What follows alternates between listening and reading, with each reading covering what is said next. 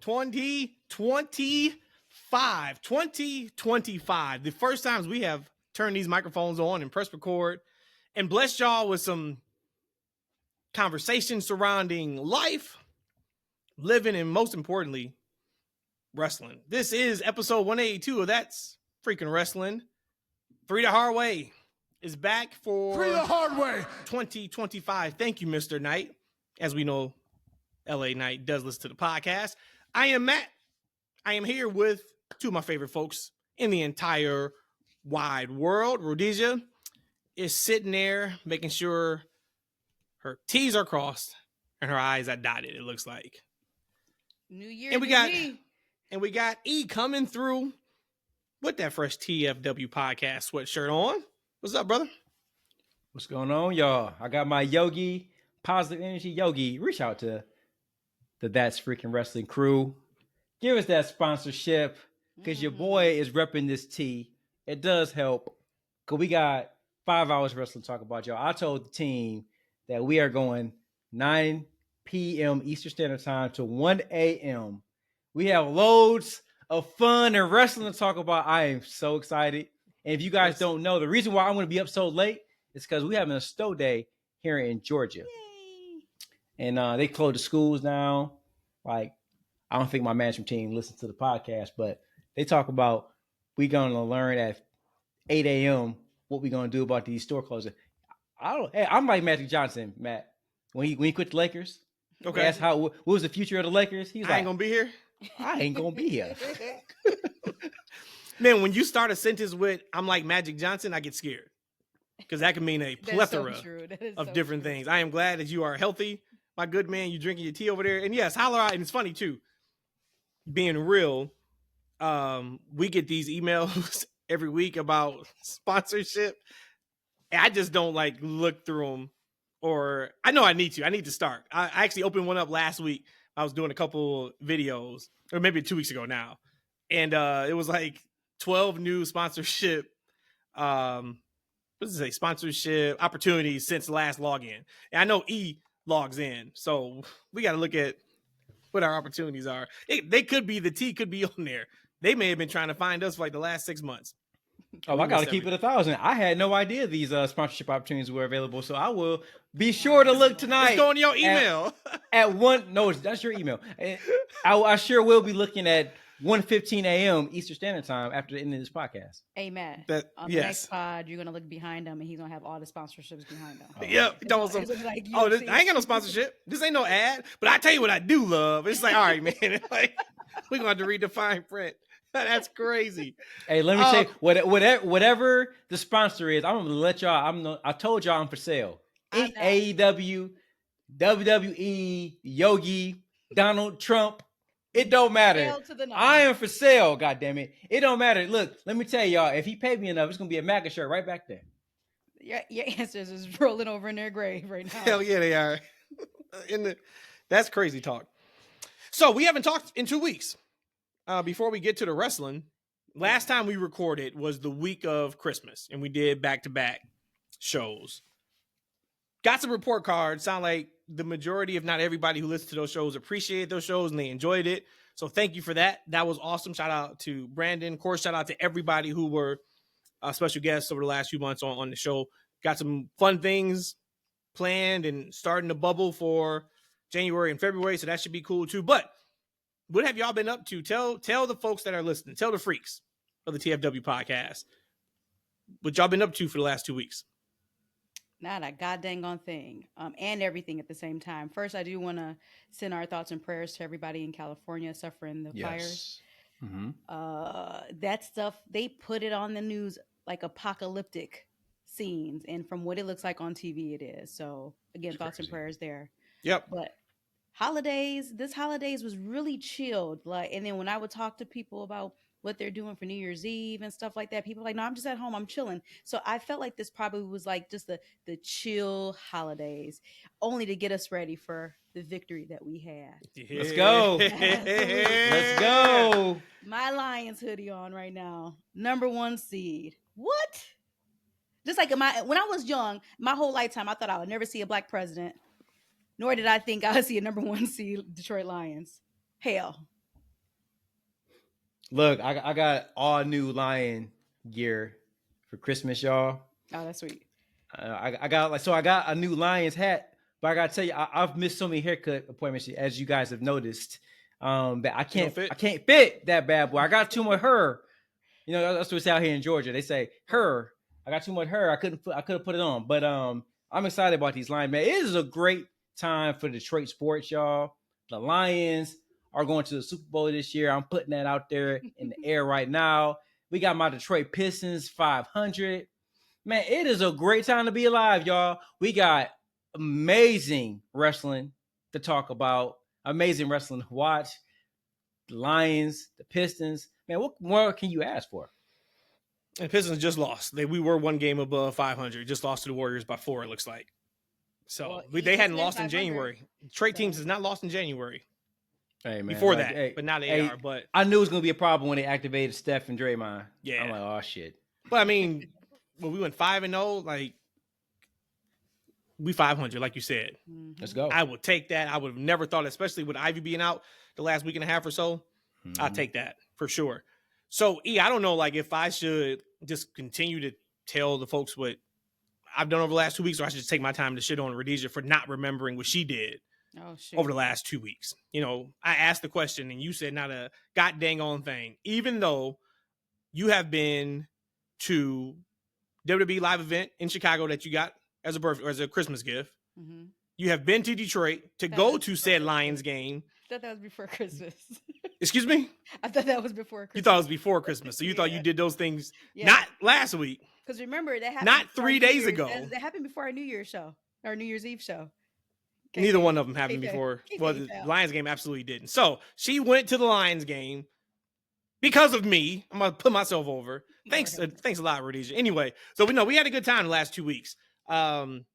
Quiet in terms of just like the holiday time. Like, we didn't do much on New Year's Eve. Actually, we sat down here and played video games, watched music videos with Matt, me, and Rhodesia. And that's, of course, a far cry from what we typically would be doing on a New Year's Eve with a house full of people and all that. But it was just quiet. It was good. Christmas was quiet and good. And then, because I knew we were going to Michigan, so I got a chance to see all the family and friends on Saturday and Sunday. And then we went to the Lions game, which for me was not fun for 60% in that game. I hadn't felt that way since like 2006 Detroit Pistons. And I'm always the person that I'm just cool, calm, and collected while I'm watching. Because, look, they put the time in. They'll be all right. It was something about that game. And I think because I knew deep down if we lost, we wasn't making the Super Bowl. Right. We're not playing 3 weeks straight, winning all 3 on the road, and then get to the Super Bowl. So I knew, I'm like, if we have our shot of getting Super Bowl, which my bet is still standing. I made a bet in August on FanDuel that we were going to make it to the Super Bowl. I have not cashed in yet. I'm like, if we can win this game, I'm taking them to go to the Super Bowl. And they won. So that was fun. And then we tried to get a podcast recorded for you guys on Monday. We would have been up way too late, though. So we moved it. And I'm glad we moved it, because what I want to do is I want to take the Dewayne The Rock Johnson timeline in chronological order. Okay. So everything else won't be. We can talk about everything else in its own bubble. But we need to talk about the emotions and the thoughts behind each time you saw something from Dwayne Johnson, because it completely changed from 8:06 p.m. Eastern Standard Time on Monday to 10 p.m. Eastern Standard Time on Tuesday when NXT was over. And it completely changed in the middle of that show too. So let's talk about The Rock. E, you sent something that was interesting. So Raw starts off with that incredible video montage. I waited to watch it. I didn't want to watch it online. I know it released early Monday. We were driving back from Michigan. So I'm like, nope, I'm wait till it shows up on the show. I thought it was incredible. You sent us something to the group chat where people were complaining about it potentially exposing the business.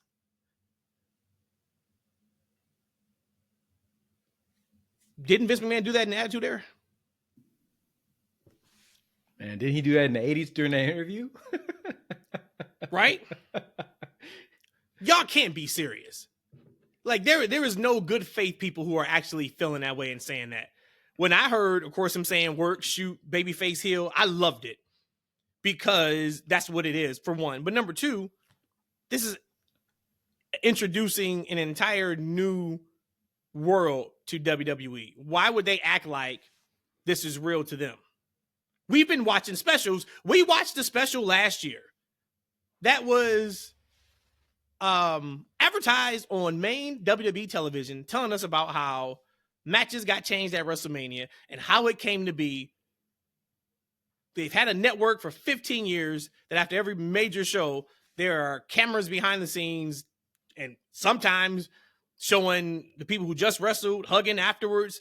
In no world do people think this is real, but this is like, that's all you can come up with. That incredible video montage and you got to shit on it somehow. So you come up with, I can't believe they're exposing the business the first minute it's on Netflix.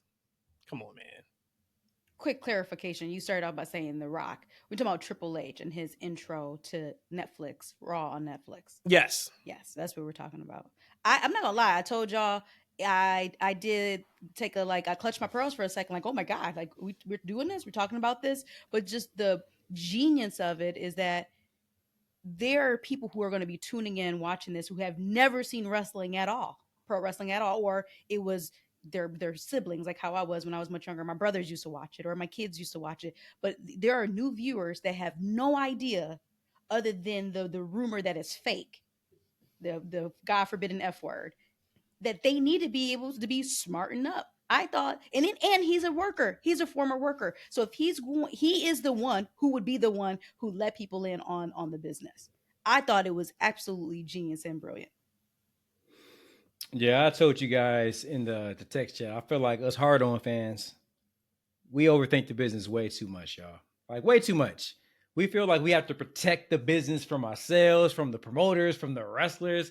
Like, a lot of times we feel like we know more than people who actually do the product. Like, we know what's best for, like, the company. WWE, who's making millions upon millions of dollars. We could tell Triple H, who has reinvigorated his entire company, maybe the entire industry, we can tell him what's a good look or not. It's crazy talk to me, because that's what he's doing. Like, he's introducing this program to a worldwide audience. And Matt, I know we're going to probably get to it, but we can just go ahead and just run right into it. Like, you know, they're estimating maybe 4.9 million people watch this show.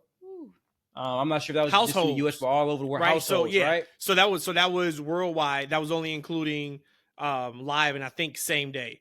But then when you extrapolate it, I saw Bischoff like put it more in context, the way he would look at it.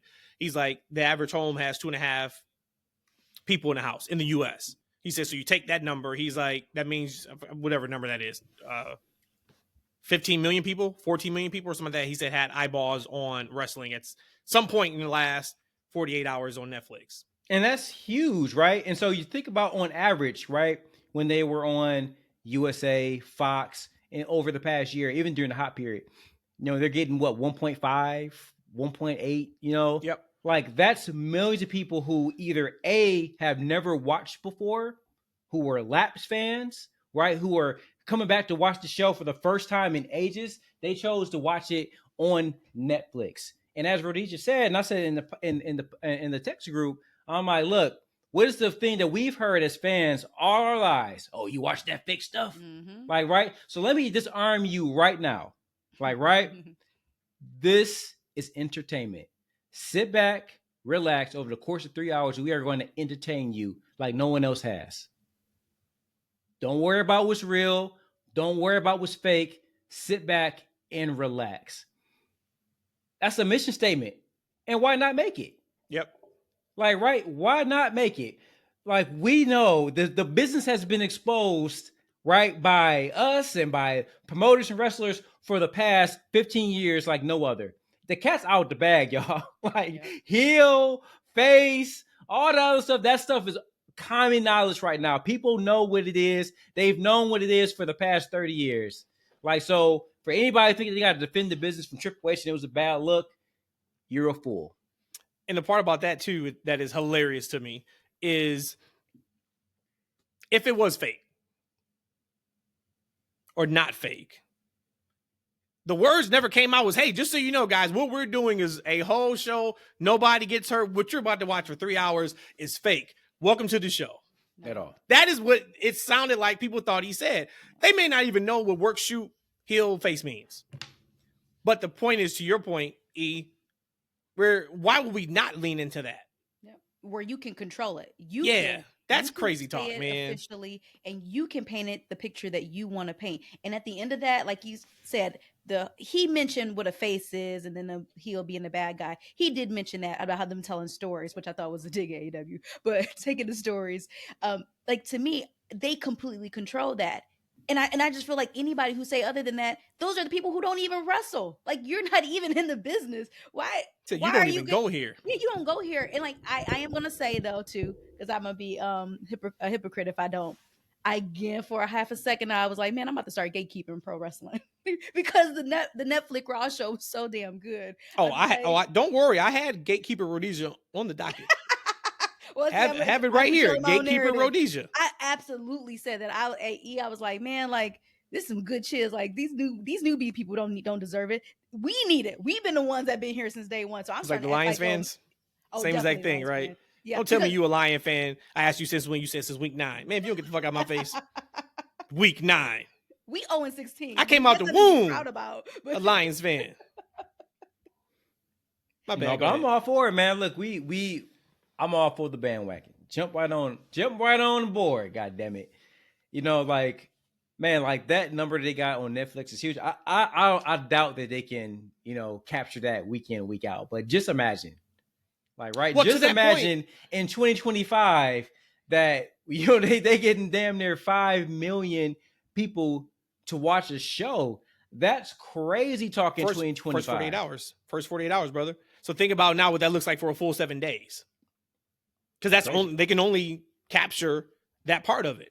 Yeah. You talked about like, hey, can this be sustainable? Of course, week 1 they put everything into it. No, that's not gonna be sustainable. But I think it absolutely for them proves proof of concept. They're gonna be fine. It's going to work. But Chris sent me a text message on maybe Monday night during the show. Well, he had sent a text like, "Hey, are you guys watching the show?" As soon as the show started, and he is an Elapsed fan. Like, he watched Mania last year. He has Peacock. So he'll tune in for a few of the pay-per-views, but he is not like, I wouldn't even call him a casual. It's very, very casual fan. So after the show was over, I said, what was your favorite match on? Actually, he said first, what was your favorite match on the show? And I told him mine was Roman Solo for a few different reasons. And Rhodesia, what'd you say your favorite match was? I said that too, yeah. Okay. I just knew he was going to say Seth and Punk. Because he was sending messages during the match, like, oh, man, they doing this. Like, oh, this is great. All this. So I'm like, okay, he's going to say Seth versus Punk, which is, can't go wrong with that. He said Rhea versus Liv. So then I immediately knew he must not have ever really seen them two. Like, know who they are, seen them. So I asked him. I said, is that the first time you've seen them? He said, yes. So to your point, to the people out there who complain and bitch and moan, and this is not just we're caping for WWE, but I do find it funny when people try to poke holes in things that everybody's have their opinion. I damn sure got my opinion, and I shout it if it's right or wrong. I got my opinion on AEW. I shout it. Majority of the time I feel like it's wrong, but I should be able to say that just like people should be able to talk about that show. But when they deliver on anything you may want to watch, that's a win. That show was not made for the hardcore of the hardcore. We knew when we saw only 4 matches, we knew we were getting 4 matches in 3 hours. You're getting a lot of fluff in between that, but that fluff was great. So somebody like Chris, who has tuned in probably for The Rock, probably tuned in for Roman and Solo. Oh, now I'm on Rhea Ripley and Liv Morgan. Now you created a new fan, right? Putting on, I saw some people talking about, man, they should have put on like, Ludwig and those kind of guys. All respect to them. That's not what you tune in week 1 for. That's week 2. For the hardcores and the regular fans, watch week 2 of Netflix. That's probably going to be your week 1. Man, look, the thing about that too, man, I've heard some people with poking trumpet holding show like, oh, they didn't have a hook for next week's show. What are they doing? They didn't have a hook for next week's show. Man, the show itself was a hook. Right. For next week's show. Like, right? They put on a extravaganza, right? A show that, you know, almost 5 million people sat and watched, right? if half of those people come back next week, like that's a win. Because that's more people that are watching previously. Like I actually asked, one of our good friends, Fonz, and all the freaks out there. Like we have a lot of Laps fans. Like Matt and I, and Rhodesia. Matt's house back in the day was the hub for wrestling. Like he used to have every the Monday events. night. Remember? Yep, every Monday night pay-per-views. We go over there. We're tossing some cheddar. We'll watch pay-per-view, and I mean his house had. It felt like 100 people in there, all watching wrestling. Like right, and then over the years, it came down to just the three of us. And that's how you got the TLW podcast. Yep, here's the podcast. Here we go. You know what I'm saying? So when we talk about like we actually, real deal have friends who stopped watching, almost a decade ago regularly, right? So it's always interesting to get their perspective. And I asked our buddy Fonz, I said, hey, he was texting me a little bit during the show. And I said, hey, would you watch, next week? And he said, yeah. Right. So you got somebody who doesn't watch. He watches probably a little bit more than our friend Chris we just mentioned. He'll watch the big stuff that pops off that he sees on socials. He'll check it out and see what's going on. But he's not a week to week watcher. He's just going to show up for like the big stuff. He's going to see what's going on. He's going to pop in and pop out. But he's going to watch the second show, and that's what the show is about. You don't necessarily need a hook on your first week when you blow your wad like this, guys. I mean, I'm curious. I mean, was this a bigger night of wrestling than WrestleMania? Which WrestleMania? Night 1 or night 2? Pick one. Doesn't matter. I'm going to still say no, because there is still just too much pop in circumstances around WrestleMania. And you still had in-game this last WrestleMania. But if you want to call it Mania Light, hell yeah. Hell yeah. I think the show was more important than WrestleMania. I don't think it was as big as WrestleMania. But it was going to be. This is their first show on Netflix. Mm-hmm. Right? Like, even if they just tuned in a regular show, a show that sucked, it would still be their most important because it's Netflix. And it's setting the stage. Yeah. Right? It's Netflix. And then the thing about not having a hook, you could argue all 4 of those matches has been concluded now. Can argue that's it for Roman and Solo. Absolutely, you can argue that. Mm-hmm. You can argue Drew's going to have to pivot from the Bloodline because he lost to Jay. So if he lost to Jay, how in the hell can he ever beat Roman? You can argue that. You damn sure can argue Rhea and Liv's over. Yep. She got her championship back. She finally kicked the man that did her wrong in the nuts. We're done with that story. Mm-hmm. And you could absolutely argue that CM Punk and Seth Rollins is done. One and done. You couldn't beat me. I'm going on now to either Gunther or Cody Rhodes. I'm coming for you. Well, you don't have a hook when the stories are over. I think 2 of those stories. I think one of those stories is over. Rhea Liv, I think we're out of here. But everything else, I think, is open. So Triple H does his best Michael Jackson impersonation. Comes from up the ring, boom, and he just stands there and the crowd pops and felt like he was there for 15 minutes. Matt asked me a couple weeks ago, like, who do you think the first person is going to be on Raw? I was like, Triple H. Guaranteed. That was a couple weeks ago. Guaranteed. He was the last person in the commercial, and they do stuff like that. Just pay attention. He was the last person in that Netflix commercial. He was damn sure going to be the first person we saw, and we did. He comes out, cuts his promo. Then we get to the match. Or I'm sorry, we get to Rock. Yep. Okay, so now, remember, we're doing this in chronological order. Nothing has happened yet outside of Rock coming out. Rock comes out, gives Cody kudos, say you held the company down on your back for the last year. You the man. He does some Samoan stuff, talks about how proud he is, happy he is. He'll keep an eye on the match tonight, Tribal Combat. He leaves. At that point, what's your thoughts about The Rock and what's going on? I mean, he's still a conniving son of a gun. I don't believe or trust anything that comes out of that man's mouth as the final boss. I thought it was super awesome that they gave Cody his props. Again, you're trying to, what was the video we watched? They talk about movies and like how in TV shows, how they had to start it off a certain way. Like in the beginning, they say person's name over and over and over again. So we just watched something about that. Yeah. It's a psychological connecting. thing. The connecting of the characters. Yep. And so they pretty much told you who are the important people. You know that the first match is going to be Roman and Solo, but I'm just giving Cody mad props up front. So I think he was just doing what the format of a show, of the first show to get eyeballs on, is what Rock did. As far as like him being cool with Cody, again, I think all this is just the rules. I don't believe anything. I used to say Cody is a politician and he'd just say anything to look like the good guy. Rock is an absolute consummate politician. He has a TV show that he was a politician in. Like, to me, anything that comes out of his mouth, I don't really care what I think he's saying or what he's trying to say. At any moment, he can flip the script and be the ultimate bad guy. So at that point, he's standing in the ring. He just gives Cody his kudos. He says, I'll be watching. He leaves. You, in that moment, you are saying to yourself, he's full of it. That's not real. What I said in that exact moment was, you are a conniving son of a gun. And that's all I thought. Okay, got it. At any moment, you could flip. E, what was your thoughts on what he said to Rock? And then what is your feelings when he leaves the ring at that point? I was just like, wow, this ain't the final boss. This is the Rock. Like, right? Dewayne. This ain't the character that we just saw, a few months ago, last time we saw him in the ring with Cody, right? If this is like some kind of movie devious plan, it's a damn good one.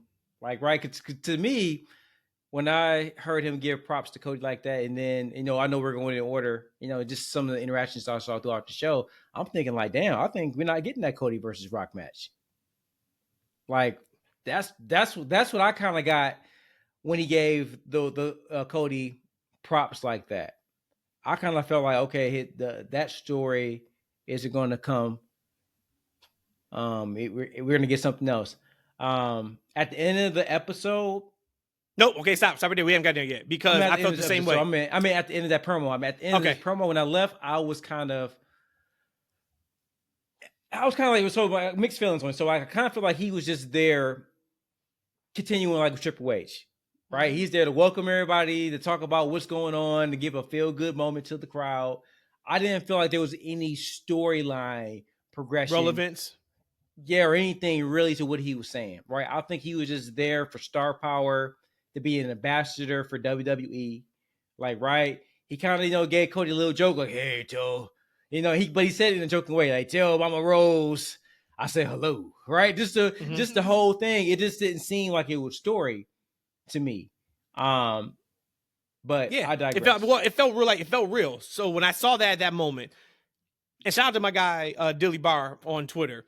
We were going back and forth. He's a Minnesota Vikings fan. Yeah. So we were going back and forth each other in the most respectful fuck yous I've ever seen or wrote.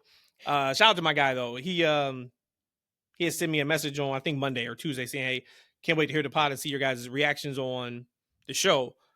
So at that point, I'm like, I'm excited because I'm thinking, I told you guys already, I want Cena, Cody, Rock, Roman. Those are the two main events I want for the show. So the word was, if we get Rock and Cody, then it's going to be Gunther Cena. And I have no wants to see that match. Of course, they're going to sell me on it. And by the time we get there, I'm be like, hell yeah, I can't wait. I don't care about that match. So I'm like, this is perfect for me. So when he shouted out Cody, I was like, one, that's really cool that he put him over like that. But then I was like, hell yeah, we've moved on. We have moved on. Now, I listened to Busted Open, and shout out to them today, actually. And Bully was going off on Monday about how it was disrespectful to Cody, how Cody should have gotten an entrance and came down. And it was more of Rock talking at Cody and not talking to him. Cody is showing him from a perspective of being in the crowd as a fan. And his thing was like, you would never see The Rock in that position in the crowd as a fan being talked to. You wouldn't see Austin, you wouldn't see Taker, you wouldn't see Orton, you wouldn't see Cena, you wouldn't see Roman. He has a point there, but he was livid. Of course, Dave, being a huge Cody guy, was also upset. And a lot of their upsetness, I think, for Dave was, I feel like this is an attaboy, you tapping me on the head and you kind of sunning me a little bit. Like, you didn't get the match you wanted last year. And now, instead of, because Bully's thing was like, Triple H comes out, does his thing, Cody's music hits. So Cody, who is the guy outside of Roman, gets his pyro, he gets the song, he gets the entrance, And as soon as he goes to say one word, The Rock's music hits. He said you could have had Rock cut that exact same promo and put him over, but at least they're standing face to face. They shake hands. They're in the same shot, not somebody from the crowd looking into the ring. Can I pause Yeah. you there for a second? So I can completely see that side of it for the fans who watches every week. But again, we are trying to sell and advertise this show. So the way I interpret that was you have The Rock, who's is one of the biggest movie superstars that there are, in addition, a former WWE wrestler. When this person is specifically saying you have held this company down on your back for the last year, I'm going to take what he say as gospel. So as a person who isn't watching every week, who really doesn't have any investment, I now know, because again, you're trying to smart up the fans. I now know that this guy over here who looked like $1 million, Cody looked damn sharp, that is a person that we need to be paying attention to. So I get what Bully is saying, but for me, just looking at it as this is an advertisement. This is a marketing thing. First time on Netflix, they bring you in. This is the pilot. I thought they did a fantastic job at giving Cody props. And it's a little bit different because now if we hadn't seen Cody again that night, I get it. And I still understand him. I'm not nearly as passionate about that part of it because he did get his music, even though it was very quick when he did the run-in Tribal Combat.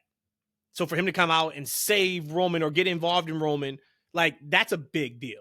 That's a really, really big deal. So Rock leaves. I'm like, hell yeah. Okay. He's got to show up at the end of Tribal Combat and like screw over The Rock. Right. I'm like, all right, he's got to show up. Even though I thought Roman was going to win, I'm like, okay, maybe something happened here. Maybe he helps Solo, whatever. Match is over. He comes back out. And then I'm like, oh shit, he's about to hand to him in a rock bottom. And then Paulie gets in place right behind. So he's in the shot and they wrap the story. That's it. We shake hands. I acknowledge you. You are the tribal chief. Love you. Bye. So now I'm like, okay, he's not showing up again. I'm like, okay, maybe they do like something backstage. I'm like, but that doesn't make sense. You would do that in front of the crowd to get a massive reaction. Okay, so that's it. So now I'm like, all right, he shouted out Cody. That story's done. Yeah, we can always revisit the story of Bloodline, but you acknowledged him last year. This year, you crowned him, shook his hand, hugged. Okay, this story's over. So now I'm like, all right, well, that's interesting. I guess The Rock is not involved. But he's still a conniving son of a gun because he made sure he mentioned that he is considered a high chief. I don't know his name. Sela, I think is his name. He's a high chief. So yes, he was the one who put the Ulafala back on Roman. To me, I still think that everything is methodical in that aspect when it came to the Bloodline, that he did that on purpose. And deep down inside, and I'm not booking the Bloodline, said I never do it. But I'm telling you, I still think that he's a conniving, you know what. Okay, so then we get Tuesday. He comes out into what he said he's the final boss on Tuesday. He's got the dumbass belt with him. He's cussing every other word. Yep. Okay, so now the final boss is back. So then he cuts his promo talking about the Cody crybabies again. You can't be nice to Cody. You can't be nice to Cody. And he tells everybody, shut up, know your role, and let him take you on this ride. In that moment, how are you feeling? You want to go first, E, or you want me to go? I don't think that was final boss to me. That was The Rock. That was The Rock. I mean, he came out there to cut a babyface promo. I don't think he came out there to give a mention. He gave props to Cody again, right? He gave props to Cody again. He told people to shut up, that he's going to do what he wants to do. He's going to give props to who he wants to give props to. He came to put over the NXT universe. He kind of came without saying it, to put over his daughter. Again, I didn't see that final boss character. Now, I do want to go back a little. I do want to rewind a little bit back to that last segment. When I watched the end of that, after The Rock gave Roman Ulafala and everything, I was looking at the faces. Because, I like the details and I like the stories, right? Because, Rock wasn't in the ring smiling, and clapping and everything else, right? He had kind of it was kind of a weird look they were giving each other. It was it was a little bit of a weird tension. And, The Rock, kind of opened the ring for him and everything. It seemed like there was something weird going on. And Roman and Paul Heyman, these guys are masters at craft of what they do in telling the story, right? Like, I think all of that was by design. Like, the Rock's expressionless. Has to be. The slowness he was acting, giving the Uthapala and then slowly raising his hand, standing off in the corner, stoic, hands in front of him, just kind of watching. You know what I mean? Like, all of that didn't seem like a person that was just handing over the reins, no pun intended, to the next person, right? This seemed like a guy who had something up his sleeve, as to Rhodesia said, which I like, right? Which gives me hope as a fan. Okay, cool. There's a continuation happening with these guys. So fast forward into NXT, to me, I didn't get any of that story stuff in that moment. That seemed like that just was Rock there to hype up the crowd, send the people home, give someone to, give people kind of something to talk about. And shouts out to NXT too, man. I mean, Rock's a draw. Like, they got 9, almost 1 million views for NXT, their third highest in show history. And that's not, and I think actually they probably would have been over 1 million because, it didn't air in California because of, the terrible situation happening over there. So there was no airing of the show over in California. And so I'll be very interested to see what the next day numbers will look like on, because I have to watch NXT on the app, because I don't get it locally, or I'm not trying to get it locally. I'll just watch it the next day. But shouts out to them. But I didn't really get like a storyline continuation for me. I didn't see the final boss at all. I saw The Rock in there, big up in the NXT brand. Watching NXT from start to finish, Rock being there, whatever he came out to say was completely inconsequential to anything that mattered. He even, when he had his interaction with Ava, which we'll talk about in a second, it was almost like, what you gonna go in there and talk about? He's like, I don't know. I'm gonna speak from the heart. I'm gonna speak from my heart. I don't know. So when he went out there, literally in my mind, I said he just did his greatest hits of promos. He just went down the line like a veteran, seasoned professional on the mic. But did he? He just cussed a lot to me. Well, he started off absolutely cussing, but then when he found his rhythm, that's all he did. Thank you guys, I love you. Then he hurried up and flipped it to being the final boss type guy. Then he wrapped it up and said, all right, I only got 3 minutes left to go. Only got 30 seconds to go. So to me, I think it was literally inconsequential to any part of the story. Rock was there, bring eyeballs to NXT if that was the case, but just to go out there and get a moment with his daughter. That's the way that I took it, and then to talk to the crowd. But for me, when Rock was on there, I wouldn't say that had anything to do with anything of the storyline at all. Then that's a problem. Then he should have not done what he did. Then he maybe should not have done. But but it felt that way watching the promo. Again, I'm not going to say he had a bad promo, because again, he said he's talking from his heart. That's whatever that came off the top of his head. But it felt that way. It felt which like is fine. ramble. I'm completely cool with that. I don't care about how many times he lost his way, he started cussing. I'm good with all that. He could went out there and did that for 2 hours, and it's going to be entertaining. My part is only the part of the comment of the Cody and the Cody crybabies. It felt like a complete reverse from what happened on Monday. You stamped it on Monday. You guys are on IG drinking tequila together. Like, it's over. Okay. So to bring it up again on Tuesday, this shows you they really kind of don't know when he's going to be back. I think he is not signed to do WrestleMania, but I think if The Rock said he wants to do it, he's going to do it. So we got to make room for him. That's where we are right now. And that sucks a little bit, because then it's hard to tell a story, right? Like, so the Bloodline story is kind of on pause. All right, now it's on fast forward. Okay, now we got to slow down. Well, is he coming? No, he's not coming. Okay, let's go ahead and go upon. Well, he may come. All right, let's have him give you it's a lot of that. So that's kind of frustrating for me as a fan who wants to see Rock and Roman. And if I had to guess, my assumption is going to be, at this point, he has either told Roman or he has committed to himself or to Roman that Roman's going to be his last match ever.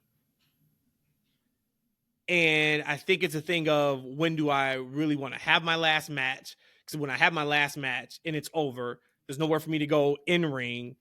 Hey, do we do this Cody thing? I mean, can we figure out a date and a time where it makes sense to get both of these done? At this point, that's what I think it is. He is attached to, which I think is incredible and beautiful, for him to be able to do that for and to Roman to give him his last match. But that's got to be what the sticking point is at this point. Well, as for H, I hope that he would, and I know he will completely respect Rock, and again, Rock will have say in what he wants to do, but just so that the integrity of the storyline isn't compromised, either you're in or you're out. That's just how I feel. Oh, you ain't telling Rock that.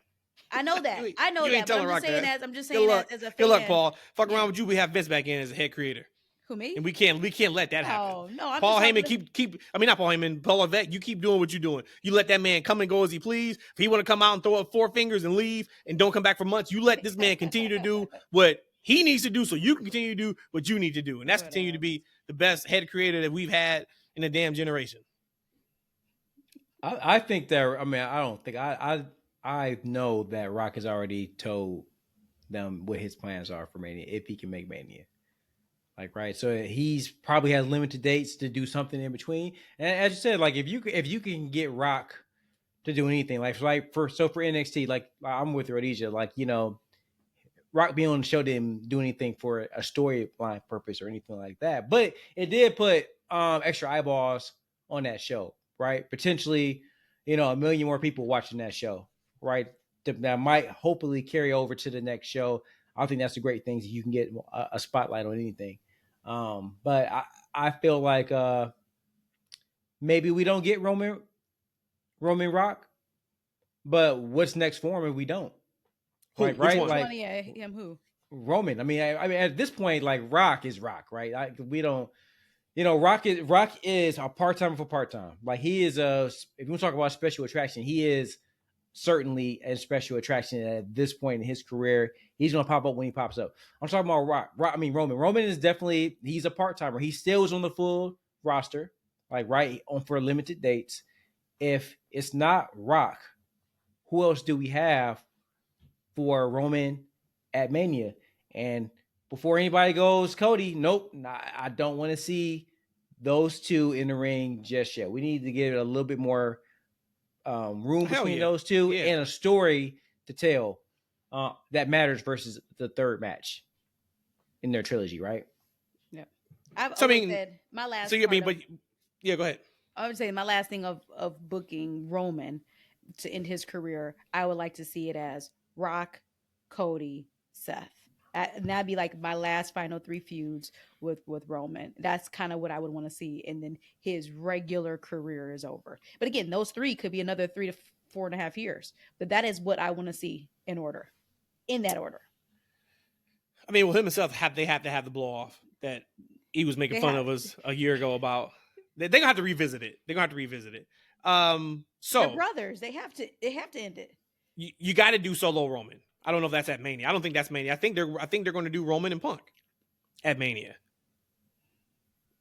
I do. I think somehow they get there. It's gonna be interesting to see if Roman's even at the Rumble.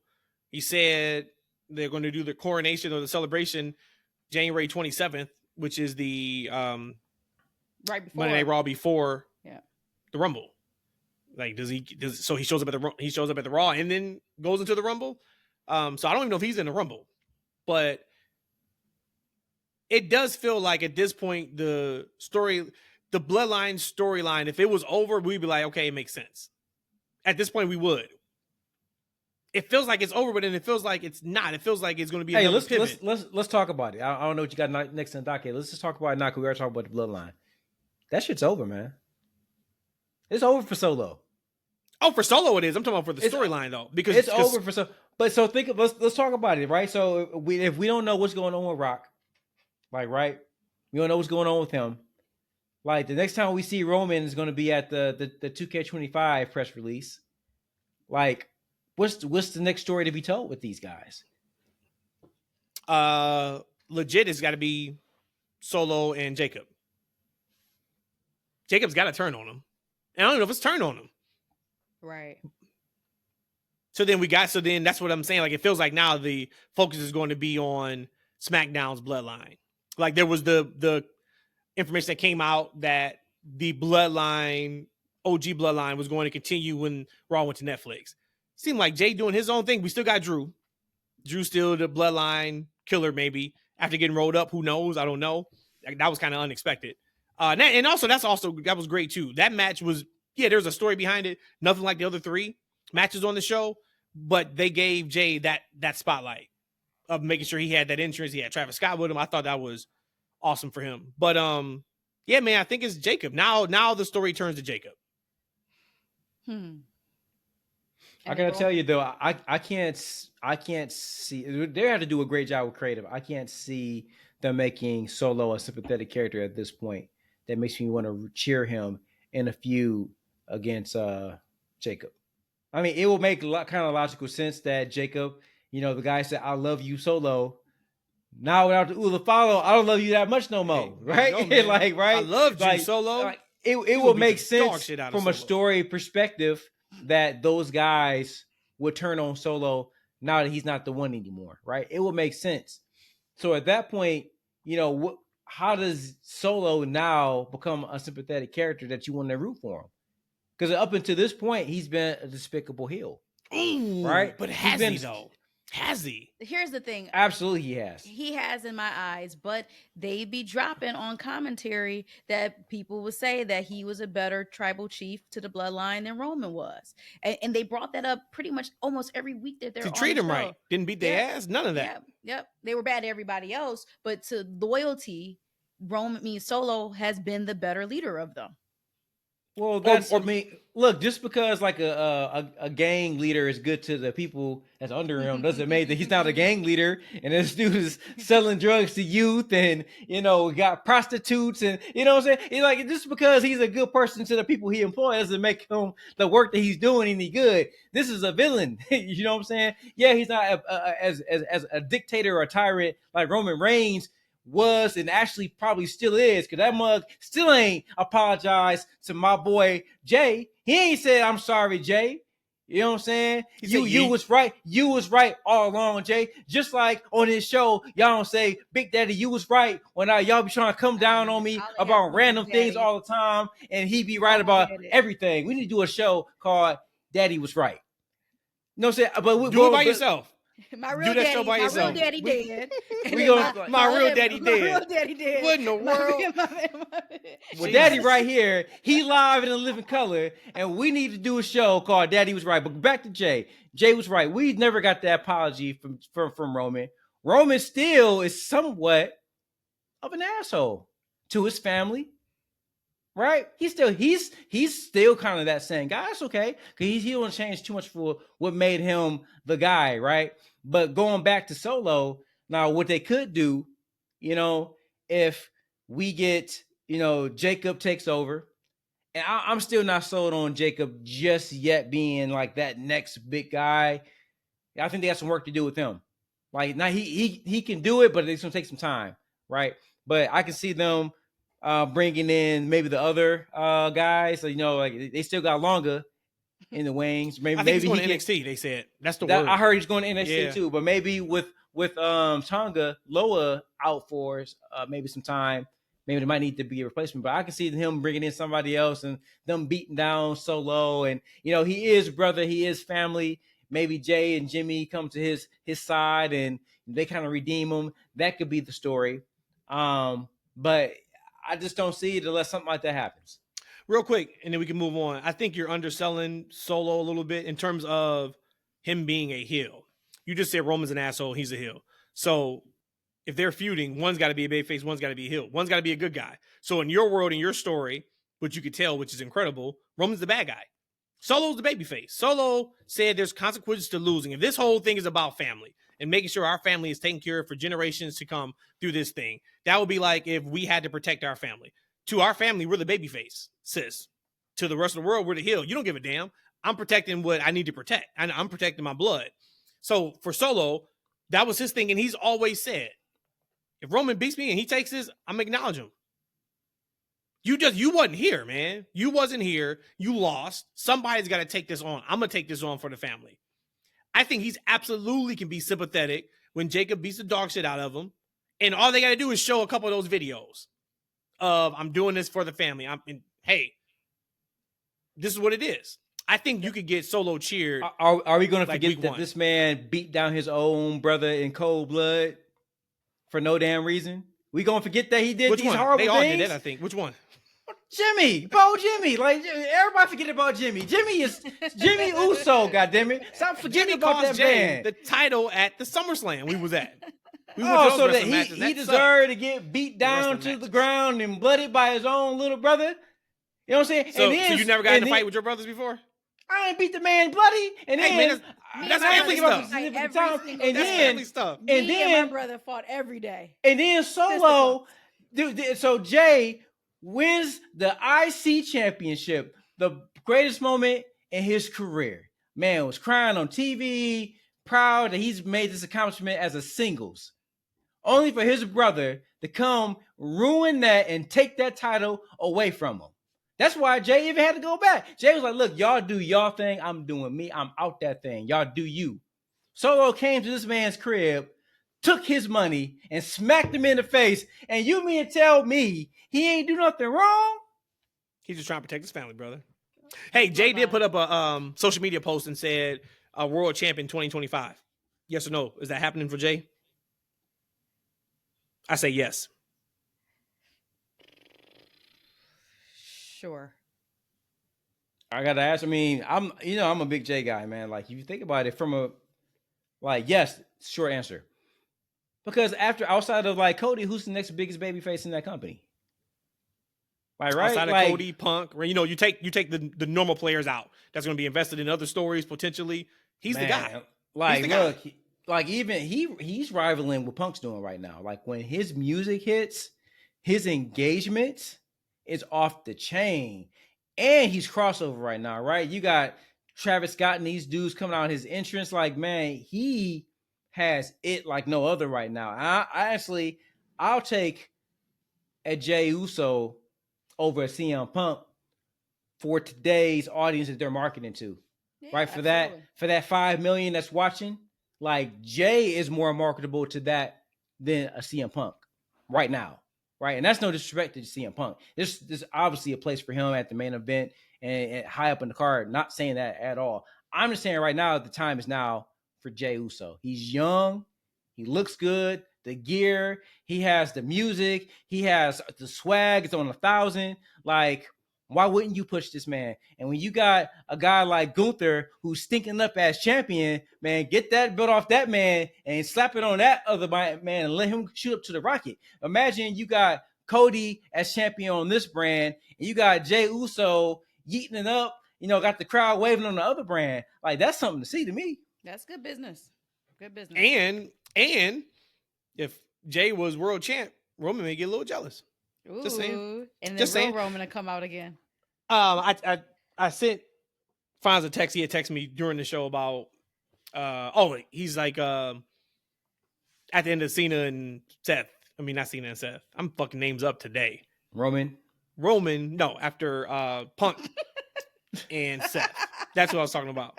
So, main event. Long week.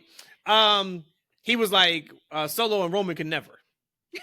Is what he sent me after the main event. Wait, hold on. Okay, finish what you gotta say, and then I have to go in what I gotta say. And I told him, for me, Roman is now the master of the overbooked match. Give me shenanigans and bells and whistles in every one of Roman's matches going forward. If I don't get 22 run-ins in a 20-minute match, I don't want it from Roman Reigns anymore. He switched up his style, and he's no longer what he was doing years ago. I'm cool with it. But give me the overbooked classics. When KO came out there, and I'm only going to go off of the responses in our house, we were screaming when we saw Cody, when it was KO, Cody, like, just the run-ins. I'm like, this is if somebody who's never watched wrestling watched that match, they'd be like, okay, I'm hooked. I don't know, like, really what's going on, but this is crazy. So I just want to say that I thought the match was good. I thought the match was really good. It was my favorite match because of the shenanigans. Before it happened, it's your typical, what you would expect. I thought the match was good, but it was kind of what you would expect from a Solo and Roman match at this point. It did, during the match, feel like a blow-off. It didn't feel like they were saving anything for a match at the next PLE. It felt like this was what it was about. But yeah, I just wanted to share that. He is absolutely the master of the overbooked match now. Vaughn said that Roman and Solo could never. So I was about to go super ham on that statement. I'm not. Because in reality, no, Roman and Solo could not do CM Punk for sure. But I'm going to go on the record and say I absolutely loved Roman and Solo match. The style of wrestling, I don't know if it's because if I'm hype on just the Michael Jackson entrance of Triple H and Rock and all that, and all full of all of that hyperbole that I'm feeling and excitement. But that Roman, it was not slow, methodical, the typical main event spot that I want to just turn my TV off because I'm tired. Because I've always said I hate Roman matches. That match was actually really good to me. And even Solo. Even Solo was agile. He was showing some stuff and moves that I really enjoyed. From the moment that they first started the match, I was tuned, all eyes in. Then we got all of the chaos afterwards, and I was like, oh, this is fantastic. But usually in a Roman match, I'm like, oh, that was a good match because what happened at the end, I was not just as excited, but I was very excited watching the actual match between Roman and Solo. I think this is probably one of my favorite Roman matches in a long time. Just the wrestling and the synergy that the two of them had together before all of the shenanigans. You know why, right? I don't know. He worked babyface. Then okay, then that could be it. But that's what I want to see from him going forward. If not, I mean, I guess I won't get it. But that was completely different than what I'm usually saying. Oh, it's a Roman match. No, I enjoyed the match. I was actually surprised that Fonz disliked the match as much as he did. That was really good. I mean, I think for him, he said that, and I mean, I understood it. He said he kind of waits for like the interference to happen, and the match isn't very good until the interference and things of that nature starts happening. But I'm good with it because it kind of makes sense in the course of the story. That's happened, right? Because we know. I mean, it's Bloodline rules, so we know that there's interference is going to be in the match, right? So now, if the average viewer is waiting for it to happen, but I don't think that's the case for most people. I don't like probably half the audience probably doesn't understand what that is. Maybe have never even seen, the run-ins to that degree, right? So for them, to hear Cody's music, him to come out there, like a nice thing about they chanted for it. Kevin Owens came out there, and I was a little bit, about the Cody and KO feud. I'm like, all right, they gotta stop making KO so cool, right? Because nowadays it's kind of cool to, like the bad guy is the cool guy. Nowadays, like, right, especially someone as charismatic as KO is. Cody is a true blue 1970s, 1980s babyface character, right? Yep. KO's too cool for him, right? So they actually finally got KO to the part to where he's no longer the cool heel. He's just a heel that they're looking to see get his ass whooped, right? And part of that could have been like, hey, you coming out here trying to mess up Roman's finish? We want to see Roman win this match, and you coming out here interfering in that? Where Cody at? Come get this man. Like, right? Cool. Mission accomplished. And the other part that was accomplished too was now officially Kevin Owens is a hypocrite. He's no longer right at every turn because he's been right. You can say. Where is he not right at? Why are you getting involved in a Roman Reigns Solo Sikoa match? Has Solo Sikoa not been kicking the shit out of you also in the last few months? But I think the way I took that was that he just had more beef with Roman. But why do you have beef with Roman? Roman didn't do anything to you. He said Roman was the catalyst of the bloodline beating his ass all the time for the last 2 years. He had his chance to do that weeks and months ago. So you wait now so Roman doesn't get the Ulafala back. Now, granted, he's butthurt, I'm sure. Roman ain't there. So this is he's butthurt. I think everybody is scared of Roman getting that Ulafala back. Seth didn't want him to get it back. You're right. Punk is just for hire. So until he can get his whatever his favor is from Heyman, I think they don't want Roman to get that power back. But you know what, guys? I think that was kind of the beauty of what they were doing with KO's character, much like what they were doing with Drew. There's shivers of truth, like right in the message. Like you even go back to dictators back in the day. Like there's some truth in it, right? But it's about the overall statement and mission. Like, right? Mm-hmm. As you said, like I think that in Kevin Owens' rationale regards to the whole thing, it's what Rhodesia said. Like he had more of a problem with Roman. He felt like Roman was the guy that was leading everybody along, right? They were doing with Roman. So he felt like he doesn't want Roman at top. And I think he's talked to Solo like, yo, let Solo do whatever he's doing. He's not as bad as Roman. Roman was the problem. Like, so he, in his mind, he's living up to his code. He's trying to get rid of, Roman, right? But at the same time, Matt, you're absolutely right, because look, Solo was putting hands on you left and right, right? Like, it's like, you know what I'm saying? Like, look, I don't care who was leader, man. When I look up, I see your paws on my ass. That's all I see. Right? I see some Nike gym shoes. I can't tell which Samoan foot this is. Hey, how many thumbs I had to my throat from your butt, right? Like, I don't even forget that. You know what I'm saying? So, yes, like that's what makes him contradicting himself. But at the same time, he was too entertaining in what he was doing. But they finally got to a point to where now, okay, he's not as entertaining. You, sir, are a delusional jerk, and we want to see you get your ass whooped. Kudos to them for that. That's what you just said, though. That logic was the same thing with Bianca. Remember, Bianca wasn't messing with Bayley because it was Bayley who was the leader of Damage Control. Even though you was cool with Io, but Io was just following Bayley. So that's just the same thing. They just plug and pull that storyline right there. So that was that. That was great. Cena cut his promo. He's in the Rumble. That was great. We can talk about that later on, but we already had an hour. Liv and Rhea. Match was what it was, which was good. Rhea got her belt back, and she got the put over by Undertaker, which I thought was fantastic. I even saw people complaining about that. Like, how do you complain about The Undertaker putting Rhea Ripley over? What was the complaints about that? She doesn't need it. And that's why I'm like, all right, well, okay. You know what? My notes on it was got it. That, I be getting in my feelings. So of course, when Undertaker is my favorite wrestler of all times.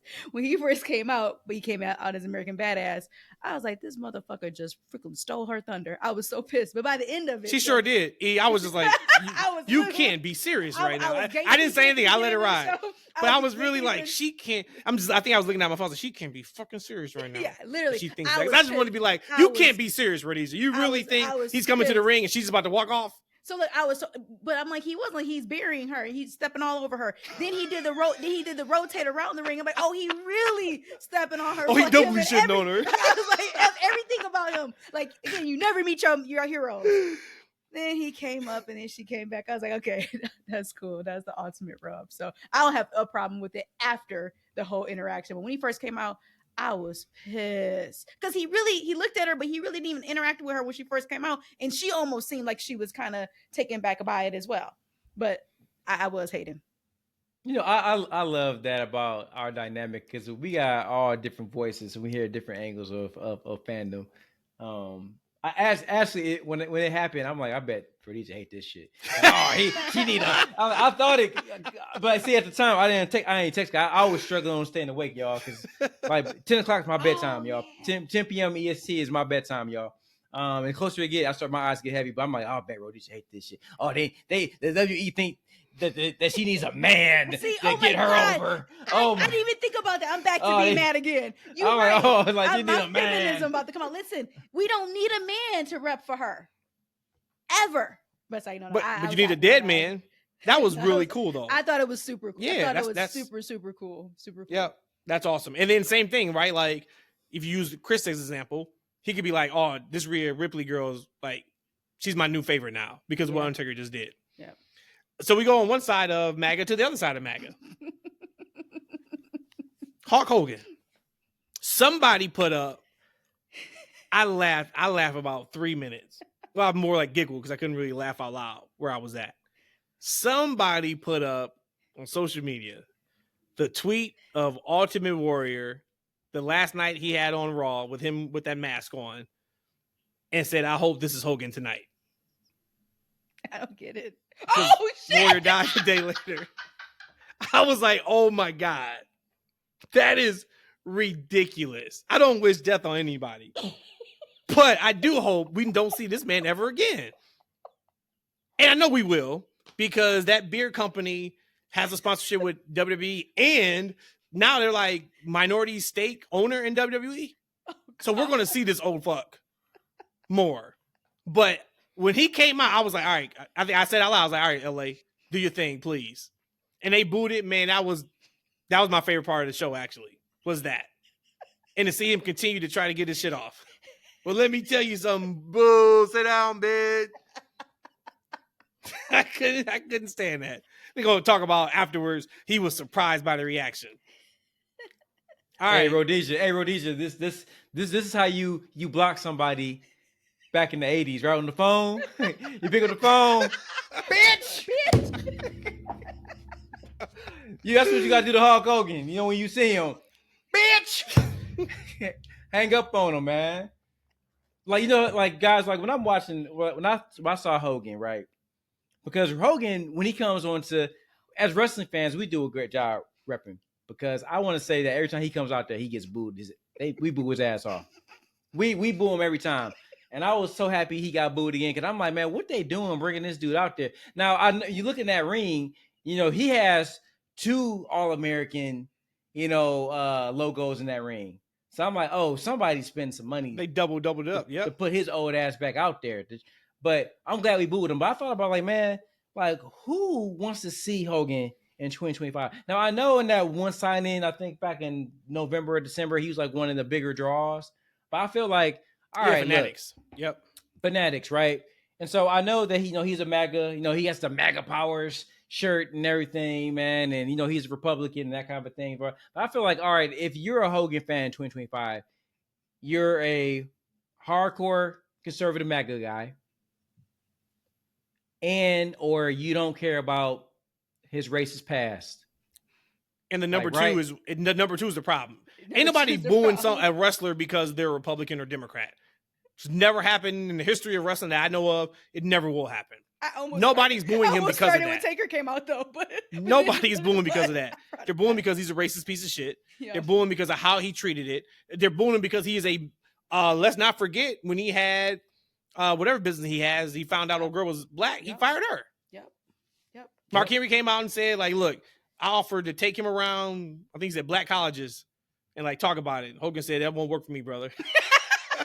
Wait, I can't get past. They want him. I know you can't. You ain't been right ever since. I want to go over my notes here. I can't even read them right Fuck them notes, man. I keep telling you that. You can't remember what you watched on Monday. Say I can't remember what I watched on Monday. So that was the whole thing. But I loved it. And Jimmy Hart out there looking stupid, still smiling. Yeah. Like, Jimmy know what to do. I didn't like that flag and threw it on the He know what to do with his hands. I saw somebody, they put up a picture of Hogan and Jimmy Hart. And he had Hogan saying, brother, you got some heat on you. Oh my God. Because he can't take the ownership of. They said next time we see him, he ain't gonna have Jimmy Hart. He thinks that's the reason why he got booed. Hey, listen, Triple H, Paul Levick, man, keep Hogan off that damn TV, man. He is not it in 2025. I don't care how many MAGA rallies he goes to, man. Like, he ain't, for the rest of the audience, we don't want to see his ass. At all, man. Please. If you got to put him on because of that partnership, do all pre-tapes. Please. Keep him to 15 seconds. Hey, no. Put it on the network. Put it on Peacock or put it on Twitter. Have him represent the speed title. I'm cool with that. Have him represent the speed title. Have him be the guy like the referee, and right before the match, he does his little bullshit, right, and announces like who's in the match or whatever. Because I guess I don't watch none of that shit. So cool, do that. So we had that speed title. I was happy that they held off Penta for next week. Yeah. Oh, they had to. Yeah, I was very happy about that, and I also thought it was great that Triple H didn't try to hide it on the press conference. He was like, I'm sure y'all figured out who it is by now. Mm-hmm. That's the kind of stuff that I appreciate. To me, that is what other people try to say. It insults our intelligence, but like that video, well, that doesn't insult our intelligence. Yeah, we know who it is, and we're excited for it. Like, I like that. Main event, CM Punk, Seth Rollins. Of course, I thought the match was great. You guys are talking about the match, but one thing I wanted to share was I was watching this the video of his press conference after the match was over, and CM Punk said, I'm 46 years old and I'm now only just understanding the business, but my body's falling apart. That's deep. Not to deep us out too much, but if he truly believes that,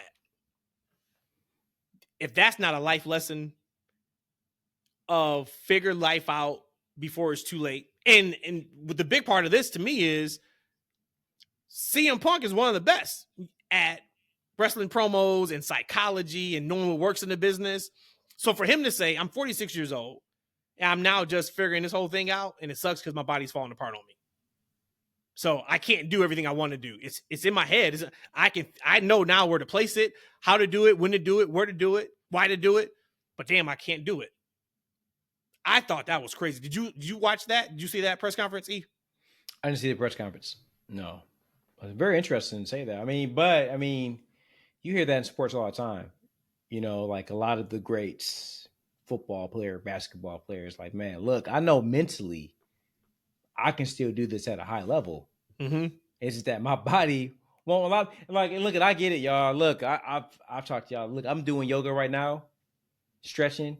Because, man, like, I just have a hard time running like I did like 4 years ago. Like, running and, you know, all of my groins, my lower extremities, it's just hard. It sucks getting old. It sucks getting old. But to be honest with you, like with, I'll try that actually. I'll look that up. I need some help. Mm-hmm. But, you know, with CM Punk a little bit, you see it a little bit. He's definitely slower.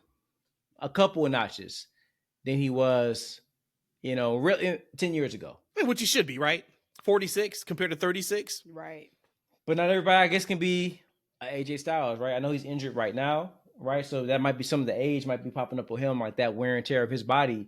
But, you know, when AJ gets in there, man, he still looks like AJ Styles at damn near 50 years old, right? Now, hope it's natural, but some guys, but also AJ is an athletic freak too, right? That's why you see LeBron James at 40 years old still, you know, playing at a high level in the NBA, man. He just was always an athletic freak. He's probably not the freak he was when he was 23, but, you know, his athleticism is still probably on par with probably the average of the league, right? That might be where AJ Styles is able to perform the way he does, but CM Punk never seemed like the athletic guy to me during his career. He's always seeing more of the technical style guy. So when I guess with athleticism and age creeps up on guys like that, it shows more. But I mean, with that being said, I mean, shit, man, him and Seth still had a great match, awesome match on Monday Night Raw. Rhodesia, I know you had to leave. We were talking about when Punk made the comment about I'm 46 years old and I'm just now figuring out how this whole thing works and my body's falling apart. I was just about to bring that up. Didn't realize that's what I just talked about already. That is such a sad but full of emotion statement. Like I've been talking about. What you think about that? I guess Siri had something to say. Sorry to step on you. Ronda Rousey and her husband had their second daughter. Which congrats to them. What you heard Siri say is the daughter's name, because I wasn't even going to try to speak it. This is what her daughter's name is. Lakala Palamahina Kapita Brown. Her last name is Brown. So I said Brown. That's all I heard was Brown. Lakai Eula. Lakai. I can't even try. Lakai. Brown. I'll pull it up. Yeah, you see it? Lakala Palamahina Kapita Brown. But I still want to see how it looks. But it's kind of sad, but I also said that like once I turned a big age recently, that aging gracefully is what I think I'm like, maybe not like the mana. I'm not going to say that, but aging gracefully. And there's beauty in getting older. There's beauty in wrinkles. Is granted, I don't really have any up here, but it's beauty in that kind of stuff because it's wisdom. And for him to say that, initially it sounded very sad. But if I go back to the whole thing of us aging gracefully, because again, it's an honor to get older. You're getting wiser, and clearly he's getting wiser. It's a beautiful thing. But that is something. And I always remember you always said, like, usually the best prime for wrestlers are 40 years old. Like at 40, you've already kind of got enough reps under your belt. You kind of already know how it goes. But again, when you get to a certain age, the body gives up. You mentioned AJ Styles. Now I know Ray looks fantastic, but he does stem cell stuff. I don't even know if that's even like legal, or I don't even know how to about that, but we just know that Ray gets that. He looks fantastic. He's what, mid-50s? That's legal. Yeah. Okay, he's mid-50s. I mean, it's all about taking care of your body. It is. Right? The ones who take care of their body can keep it going, and who can't. Mm-hmm. But Actually, perfect segue really quick. Speaking of not taking care of your body, Jeff Hardy said that he should be as big as John Cena. He should be up there. You shouldn't. You got to add more context to it. Why? That's what he said. Oh, you want? Yeah. I mean, the article's out there. People can read. What I said earlier. Jeff Hardy said he could be as big as John Cena. Do you think he could be or could have been as big as John Cena? No, but like I said to y'all earlier, when Jeff Hardy won championship and he was doing his thing in SmackDown, that was one of Matthew's favorite wrestlers. He was so over with the kids. So if you take the concept of John Cena being over with the kids, you get Jeff Hardy over with the kids with all the extra color, the extra rhythm. I can see why he said that. Now, he never had an opportunity to even do that because he even mentioned what he did and not taking care of his body. So could he have been as big as John Cena? Flat answer is no. But I don't think that he's completely off base in that comment in his mind, because he's saying, hey, I had the excitement. I saw it in our own kid. How excited. Jeff Hardy and Matthew's wrestlers was one of his wrestlers for like a year or two. Him and somebody else that didn't even matter. I don't think he even had a career afterwards. But the kids loved him. So no, he could not have been John Cena, because I think John Cena is once in a lifetime, once in a generation type person. But he absolutely could have been up there because he was a champion. So he absolutely could have been near there. Not John Cena, but absolutely near there. You know, I don't know about John Cena. I do agree with Rhodesia. You say near there. He definitely should have been bigger in the world of wrestling. Now, everyone knows Jeff Hardy, but there was a time period, especially that feud he had with CM Punk, I want to say in the mid 2000s, you know, when CM Punk was on that heel run and Jeff Jarrett. Oh my God, why did I say Jeff Jarrett? Oh, well, we going hard on these names today. Damn, y'all got some names. I got some names on y'all. Jeff Hardy. Shout out to Webby. Not Jeff Harvey, but Jeff Hardy. But Mike Adams. There was a time where he really was super popular. I think at that point in time, he might have been the most popular guy in the company, and John Cena was there. It's unfortunate what drugs and alcohol does to a person. You know, his addictions and issues really derailed his career. Okay, he had all the tools, and he had the people behind him for a really long time. I want to say the people were behind Jeff Hardy for probably over a decade before he kind of became like another guy. He could have been. He should be such a bigger deal than he was, because he had learned how to cut a promo, a believable promo, right? Because that was one of his knocks early in his career. He couldn't cut a promo. Right. Jeff started cutting a great promo. He had the look, like, right? Women loved him. Guys loved him. He had an awesome style, you know, and you think about it in a lot of perspective. You know, John Cena, he had the kids and he had the women, but he never was really able to kind of get that hardcore fan or the guys, right? That's why during his peak run, he was very polarizing, right? You'll get the boo birds are out there, you get some cheers, you know, but whereas Jeff Hardy and his popularity, it was all love for that man. So there might be some credence to that maybe he could have been as hot as a John Cena, or maybe even hotter, because he covered all the bases, much like Cody does now.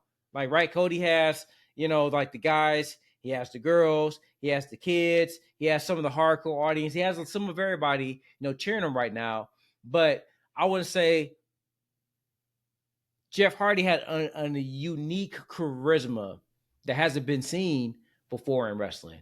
And, you know, sadly, you know, he screwed it up due to his outside the ring problems. So, what you think? Oh, if anybody who feels like that's like a blasphemous comment, it sucks you wasn't around. That's aligned. Yep. Yeah, you guys wrapped that pretty good. I got it. So it's Liku Ula. Okay. That's her first name, and it's a Hawaiian word meaning red bud. Oh, okay. Liku Ula. Liku Ula. So almost like a Ula Fala. No, you got to go It's more Liku. than that. No, that's her middle name. Her first name Okay, is then Liku Ula. say her middle name. All right. Pa. Well, in Hawaiian, you pronounce every vowel. So pa. Okay. Ma. Hina. Kai. I. Piha. I would have It's like to you hear it a few said, times. you saw my penis and then you Kaifa. You Oh, queef. Lord. You Key. kaifa. Okay. and then So what we got next on the docket, Matt? I'm still trying to figure out. Let me see. Liku Ula. It says translate. No. Oh, damn it. All right, I'll try to get this Likaula. later. Next on the docket would be NXT. So new era NXT, Oba Femi and Giulia. New champs, man. I watched all of NXT except for I think it was one match that I kind of fast forward through because I watched it in a hotel room on my Mac, and I hate watching wrestling on the computer. I only like watching it on TV, so that was kind of like paining me a little bit. Really? But I said I tweeted it, but congrats to Giulia and welcome to the main roster, Roxanne. Mm-hmm. Perfect timing. Match was fantastic. Man. As it would be. Roxanne just doesn't miss. No. She just does you know not how miss. I how I came on here and I had some reservations. How you hate with Giulia. Yeah, go ahead and say it. I didn't say hate. There was Yep. nothing. You said she's to her for overrated. me. I never even said that. So you Don't hate her do that. contacts. Don't- Remember, we were here No, for the show. I remember I said I didn't like the contacts. I absolutely Hate her don't like the contacts. But no, You hate what her I- blonde hair. All right. You hate her face. I'm gonna what? I mean, you went hard that day. I did not. All right. Anyways, what I'm saying is she didn't, by comparison, because the way they presented it was her, and what's her name? Devil. Stephanie Vaquer. So the way they back to back them women too. They did. I mean, They showed off. They showed off on NXT. It was They like the did. first hour and 20 minutes. I think were all women matches. Yeah. I'm like, man, they are as bad as their men division is. And I don't know if y'all want to spend time on it today or we just act like it never happened. But maybe we need to talk about Trick Williams' NXT title run being one of the worst. Oh. I mean, that's just being real. I ain't gonna do that right That's now. just being real. Let me Okay, give Giulia cool. her props.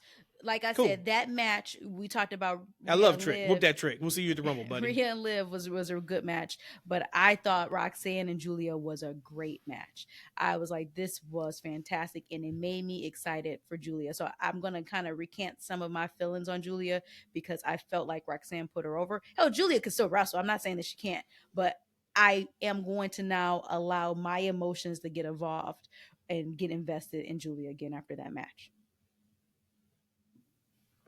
I'm gonna tell you guys right now that NXT has maybe the best women's division in all of wrestling, and I'm here for a Giulia title reign. Great match, as you said, but I gotta tell you, man, I know that we love Roxanne. I like her too. I see Lara Valkyrie Part 2 happening when she goes to that main roster. You think so? I think, man, because here's the thing about her character. I think her heel run has been her best version of her, right? But you know, she still doesn't have that oomph from a character standpoint. I'm not talking about her ring work, and I know that us hard-ons, we love talk about ring work and matches, but that's not what gets people over. You gotta stop saying that shit because we don't talk about like that on this show. We only care about on this show. Because, and I only challenge you on that, E, because do you think they would let her be a Lyra Valkyria as much pomp circumstance they kept around her? I don't think that they let Lyra Valkyria. I don't think what's happening to Lyra is what they wanted for her either. I think it's just what it is. Like, right? I think they have big plans for that girl. And why wouldn't you? Because she's a beautiful girl. She can go in the ring. She has a little something to her. But the problem is she's missing that too. She's like, and she's in the same type of package. Very small girl. Like, right? And so she's going to go on there. Her promo is generic female heel. And I don't think that generic female heel is going to exactly cut it for a major audience. I just don't. Okay. I think they need to do something with the personality. No, what I would have done, right? And I don't book these things because, again, it's not going to line up with the show we're going to do in the near future. Daddy was right. But I think they would have been better off bringing her and her homegirl up, Cora Jade. Oh, as a tag team, maybe? As a tag team together, being the next Mean Girl heels. I think together, I think she does a kind of a better job bouncing off her homegirl. Because I think like there's kind of a yin and yang to They them, are. right? Roxanne think has that the wrestling and Cora has the personality. Cora has a little bit of a larger life personality. And not to say that Roxanne doesn't have a personality. I just feel that she would do better bouncing off of somebody. Like bouncing off of somebody else. I think that the two of the and here's the thing. Now you got two beautiful women, right? Mean girls. I think that would be a bigger appeal on the grand stage than her going by herself, just being a good wrestler with a generic heel persona. That's a great idea. I mean, it's not too late. They haven't called her up yet, so they could do that. Yeah, I mean, of course, I would be here for both of them being up on the main roster. But it's time for Roxanne to go. She have an important match coming up next week, I think. Who? No, she lost again. Oh, Cora lost on Tuesday. Okay. She was a part of that Fatal 4-Way. That's She's right. She hasn't. I don't think That's she's right. won a match That's since right. she's come back. Yep. It's something crazy like that. Yep. But so of course we all know that Giulia was the right call, right? Is there like anything you want to debate on that? Let's talk about Oba Femi though. So is Trick a transitional champion of a transitional champion of his original reign? I mean, like, we talk about, I was call him Damian Priest, and his reign as champion kind of just be like does not exist. We are fucking up some names tonight. No, that's my what first is name I going messed up. on? That's the first name I messed up. Well, And you're I part said of the it ahead team. time. Like it's three of Okay, us. you're right. So I'm going down yeah. to the team. We've been. What you call him? You call him Daniel? I said I was going to call him Daniel, but I called him Damien. I caught myself. Daniel Priest is nuts. Daniel. Daniel Priest. Doesn't he look like a Daniel? Oh man, he's got a new name. Daniel. Daniel Priest. Wait, and hold on. His daddy, his Puerto Rican daddy, his daddy fine. What's his name? Daddy Priest. Because I don't know. All right, man. Well, Daniel Priest is crazy though. Out of anything you could have called that man, Daniel Priest. Wow, that's funny. Point is, the reign itself, like, yeah, that Trick reign, like, I was happy that, y'all, I think y'all got on me. Ethan Page. I like that Ethan Page won. I did. I was really happy. I felt like he deserved it. Not deserved it in NXT, but just deserved it as a wrestler. Okay. Because we followed him in AEW. So I was completely fine with him winning the title. But then when he kind of got it back, and then like this last run, if you would have told me what did he do impactful, he being Trick Williams, I would be like, I had no idea. It was so unforgettable for me. It was unforgettable? It was so forgettable. It's so forgettable. That's Nat King Cole right there. So forgettable. Nathan Cole. Nathan. That's crazy. You call that man Daniel. I said I was going to call him Daniel. All right, so you said they back to back. You said NXT back to back, 2 bad title reigns, 2 men bad title reigns, or you saying they back to back it because Trick won it, lost it, and then won it. Said transitional. If you want to call it back to back bad reigns, no, I'm just wondering if you know how like they got the Apple AI now, Apple Intelligence, where it just gives you a summary of what was said. It would say that they can't do AI for Rhodesia. That's just how it goes. No, they figured it out. They say something about Daniel Priest. Daniel Priest, unforgettable is what it was saying. Unforgettable. So, E, what's the thoughts, man? Was it right time to put the title on Oba? Too much too soon? What? Man, I want to say first off, you guys are so hard on the young king. That man has been getting ran over on this podcast, and I hate to see it. But honestly, I didn't have a problem with his reign or his matches as much as you guys do. I think it's been just fine. But when he lost, I thought to myself, like, oh, he's being called up. Yeah. Like, because like, why else would you cut the title reign so short? Like, he's getting called up sooner than expected. Because I think that, what Trick, is a perfect guy for that men's division. You like, man, look, let's just keep it real. We've kept it real about that men's roster on NXT for quite some time. Like it's rough. It's rough as hell. So I mean, as much as you guys, not to make part it of it, brother. But as much as we talk about, nope, he's part of it. He's the champ. Look, of saying bad. He said nope. No.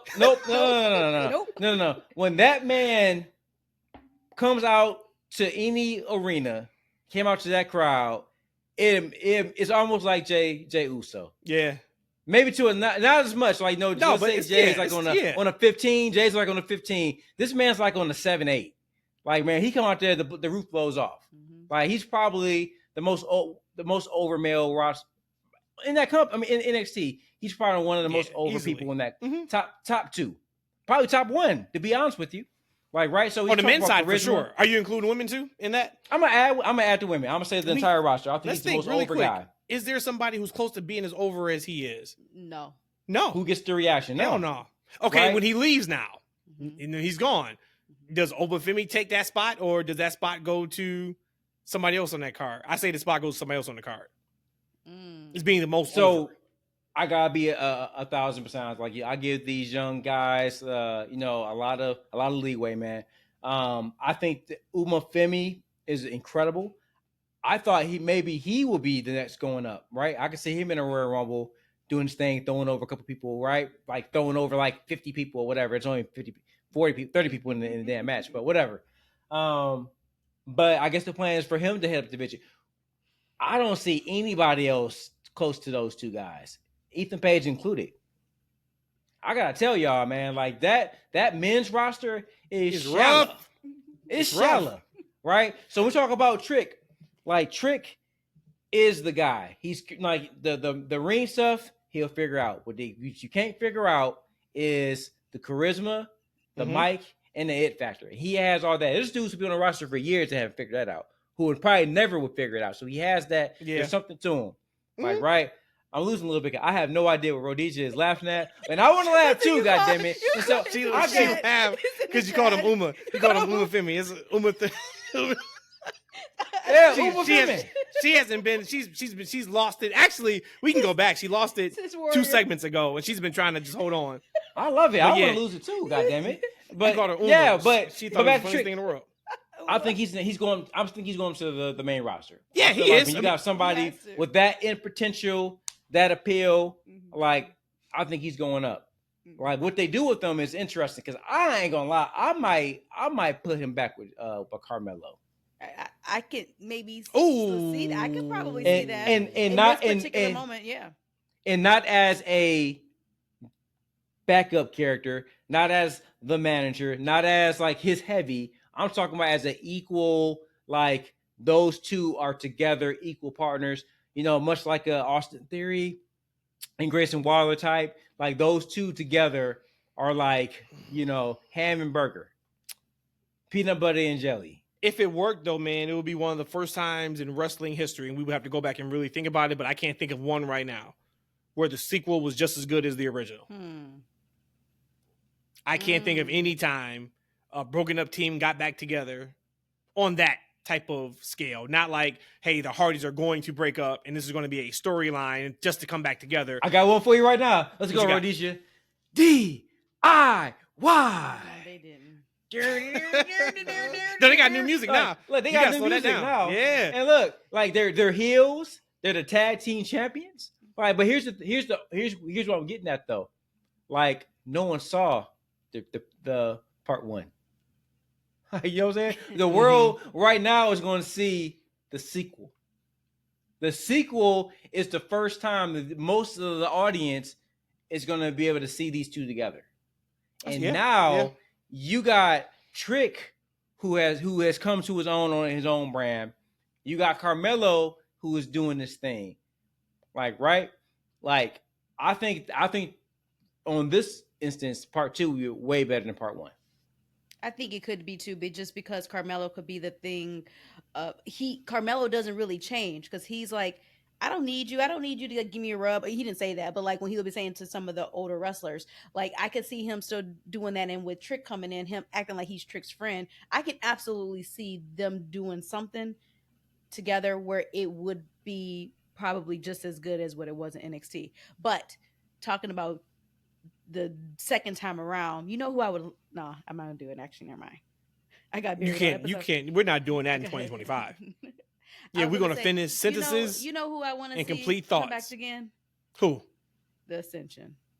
I think that. Okay, see, you know what? You could have kept that one. Yeah, see, Matt. Right. See, Matt. My bad. I would have personally. That's my bad. Like that they would be like incredible. Connor's still doing it big. Victor. You don't know that. That was a year ago you saw him. You don't know what the hell he's been doing. Oh, somebody who's coming back. Who? Alister Black. What do you mean? Word is Malachi Black is done in AEW. That's booty though. That's booty. Hey, I don't think it was because that news came out last year, and they remember he came out and did that video and dispelled it. Now, dude, contract's up. Maybe you don't know when your contract's up, but the dirt sheets know when your contract's up. The journalists know when your contract's up. Give me that man under Paul Triple H Levesque's tutelage. We get that music back. We get that entrance back. Imagine that shit hits at the Rumble, and we don't know. That would be crazy. Let me tell you, as a Malachi Black, Alister Black fan, I would love it. Because I gotta tell you, man, that's one big irritations that I have with AEW and Tony Khan's bookings. His lack of push of the House of freaking Black. Cool act. Those three guys have unbelievable chemistry. They look great together. The whole package was outstanding, and this man barely pushed these people. Malachi Black, when he stepped to that company, was an instant star that everybody wanted to see in that company. He was one of the reasons why Cody started getting booed in the first place, because this dude was so damn cool, and he did jack crap with them. Vince dumbass McMahon had this man cut promo in the closet after promo in the closet to then fire. Say, you know what? I changed my mind. I'm gonna fire you, man. These dudes have no idea who this guy is. Put this man on a major scene. I don't want the dirt sheets and Matt to get me excited. But I would love to see what's happening, brother. Let's get it.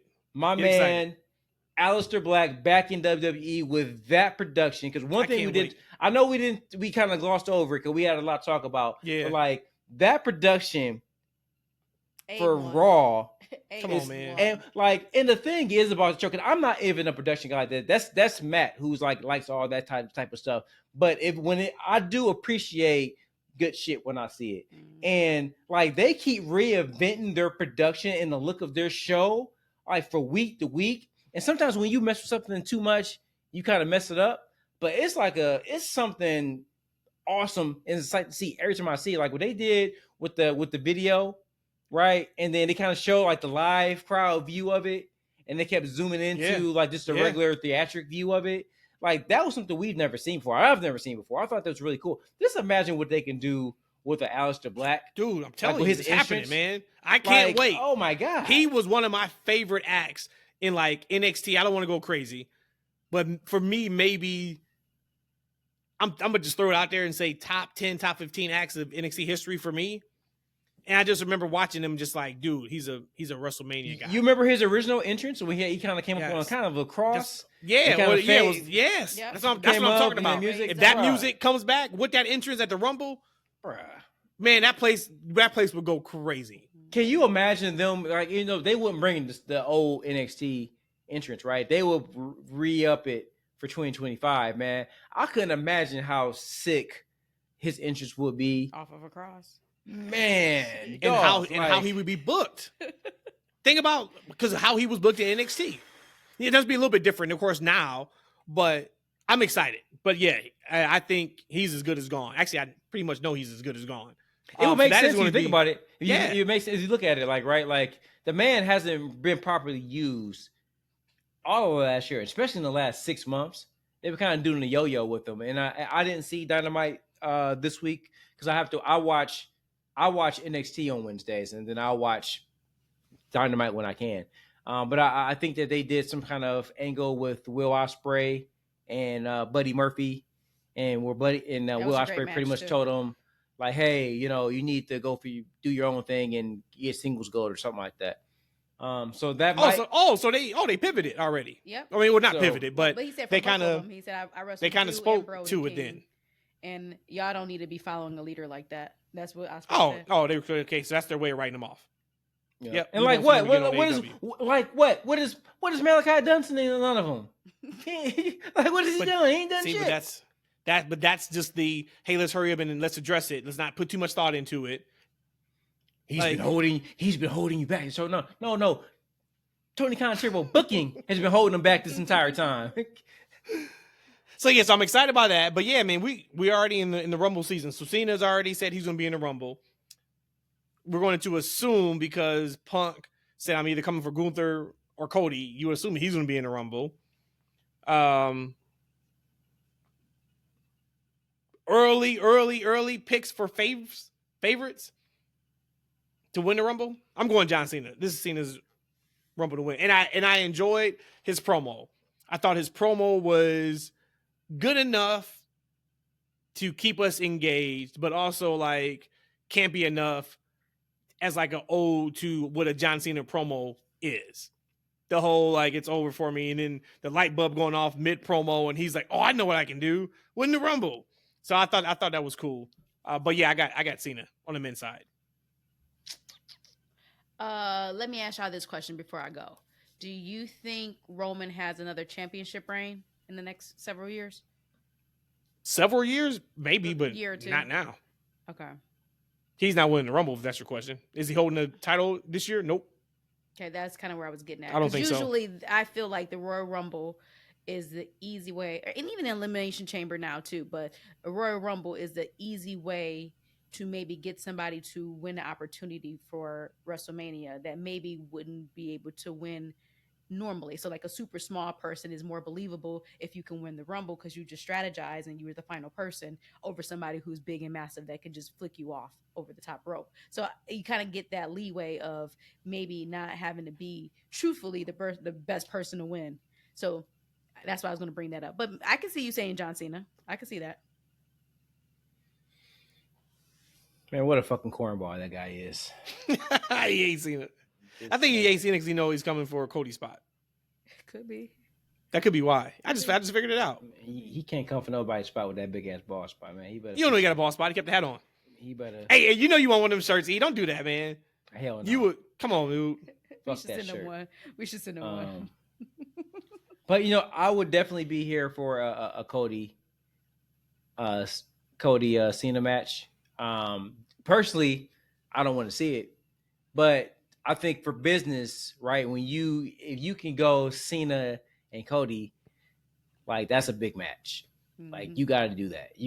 Anybody should book that. That's a huge matchup. But as far as Rumble, I can see him kind of milking this thing into maybe an Elimination Chamber, and maybe that's his end into like a match, right? Okay, because he has to kind of extend it a little bit, like right. He's going on this year, goodbye tour, right? He misses out on the Rumble. Okay, guys, cornball here again. I got one more shot to do this, guys. Listen, I don't know. Maybe I could do Elimination Chambers. I gotta see, but maybe this time will be my shot. Because if I don't do it this time, shucks, guys, I don't know what can happen. I mean, I think I can hear. That's a pretty good Cena that. promo. That's a good Cena promo. I can see that happening. So maybe, but at the same time, you think about it though, right? All right. So you got if we can get, I'm hoping, I'm gonna go ahead and put out there that we getting Rock and Roman this year. Somehow, some way, I'm thinking we getting that match. So we got 2 championships. So we got 2 matches that can potentially bring you to those championships, right? So we got Cody, and then we got, oh my God, Gunther. Oh Lord, please somebody take the belt off this man. He's horrible. He's terrible. Maybe it could be Jay. Like, here's right. Yeah. I'll go for that. Because the word is supposed to be him and Seth. Like I'm gonna go all the way back. I know that Bubba and Dave were talking about Cody and his situation on Raw. Like, as a Cody fan, I was totally fine with him. You know, if he doesn't have like a major spot on the show, I don't want him to come out there just to come out there. I don't want, you know, Rock interrupt him, and now Cody's standing there looking like a goof. Like, you know, Seth did at press conference. He's just standing there listening to the Rock talk like for 15 minutes. I don't want to see that. Like, right. So going back to this thing, like, maybe Cena wins the Elimination Chamber. That's his way to Cody. Okay. The Rumble winner is going after the championship. But here's what I'm hoping though, because I think Gunther got to come off that title, man. Maybe we got to get a Seth and CM Punk matches. Another one, right? Punk beat Seth. It ain't over. It ain't over. It can't be over, right? It ain't over. Mm-hmm. Like, I'd love to see a rematch on the biggest stage for a championship, right? Like, who's champ? Who's walking in champ? Maybe at some point, Punk or Seth takes the title off of Gunther, and now, you know, one of them wins the match to face the other at WrestleMania to have that rematch. I do want to say, because we just brought it up, going back to that match. One, of course they would, but I do just want to shout out their professionalism in that match. I don't think they dislike each other as much as we think. I don't think they're friends by any stretch of the imagination, but as we can see, they definitely could work together. The professionalism I'm talking about is Seth putting Punk over. I don't care if it's because Seth's going to beat him 3 more times going forward. Still got to do business. And probably more importantly, or maybe I'm more impressed by, is CM Punk letting Seth Rollins hit him with a go to sleep. It's never been done before. Twice. That takes a level of respect and honor almost. Yeah, to say, yep, hit me with my move tonight. Twice. That is a massive thing, or it should be in wrestling. Kicking out of a finish and doing somebody's move. Mm-hmm. You can't, there's not much more honor you can do. Man, hey, look, if Punk pulled out a bib and a fork and spoon for that too, he ate that shit up. That first both of them. Both of them. When they both, you could just, hey, look, man, that's what we have to do. That's why I was surprised that we didn't see more like punches when their first interaction. I was like, well, something's got to connect, right? This just like Drew and Punk did the thing in Hell in a Cell, and they brought that back. Something's got to connect in the match, and they took all those GTSs clean. So shout out to them for doing business and doing business the right way, because that was fantastic. I was going somewhere with that. I can't remember now what it was, but it was something about Punk and you said it's Seth. Professionalism is what you said. No, something about the Rumble. Okay. It was something with the Rumble. But yeah, I can see that too with Cena winning the Chamber, because why else would he go to Chamber? So that would make sense. Question for sure. For y'all, the last, at least on the guy side, the last several Elimination Chambers, what was the stipulation there? I know one was actually for the championship, I think. Title match. Now they're typically for title matches now. Okay. But I do wonder, we got to see what this whole Rock thing does if it messes up those plans. But I think regardless, they want Gunther walking into WrestleMania as champion. Okay. Because I honestly think he would have lost it by now. But I know Rhodesia caught some shit on here maybe about a month ago, where she said these title reigns are underwhelming, and I think people jumped on you, Rhodesia, and said that's crazy to say because blah blah, et cetera, et cetera. Here's another one. It's another one. This title reign is not great. There's nobody who would say, "Y'all, man, you know my favorite part of WWE is right now Gunther's title reign." Yeah. No. They're not saying that. Now, hopefully, with these changes, we got the change in the guard. Rhea's got the title back. That should be fun with whoever she feuds with. Looks like Jay's about to come back, so we should get that title feud back where it needs to be, whatever that looks like. So they're starting to move some pieces, but they do have an opportunity with keeping their champions hot and with strong stories, opposed to just main story A and then main story A1 on the other brand. Also, I gotta tell you though, right before you go, Reese, I mean, with the Gunther thing, man, like whoever he wrestles at a WrestleMania that's not the main event match. Oh, it ain't going on last. Yeah, it ain't going on last. Well, and if they try to do the scene, I just have no. I don't want to see him and Cena, like at all. And people are like, "Oh, it's perfect." You know, the foreign heel, unstoppable, the bean guy versus. But I'm just like, that's not the story man. they've been telling with him over the past couple months. He's not the unstoppable foreign heel. He's the guy who's unsure of himself. That's is trying to find himself. Now he's respectable, and and he's thoughtful now, right? He's not that foreign, heel menace that a John Cena babyface character you can rally for, right? Because if he was the Gunther of a year ago, okay, yeah, babyface John Cena challenging big nasty foreign heel, bet. That's not who Gunther is right now. Not at all. No. What you guys? I'm sorry. I was going to say real quick on this just popped in my head like a squirrel. The woman's side, I think is going to be Charlotte. I think she's going to win. Okay, so you have her win the Rumble. Mm-hmm. I could see that for sure. I have either Charlotte or I have Becky. One of the two.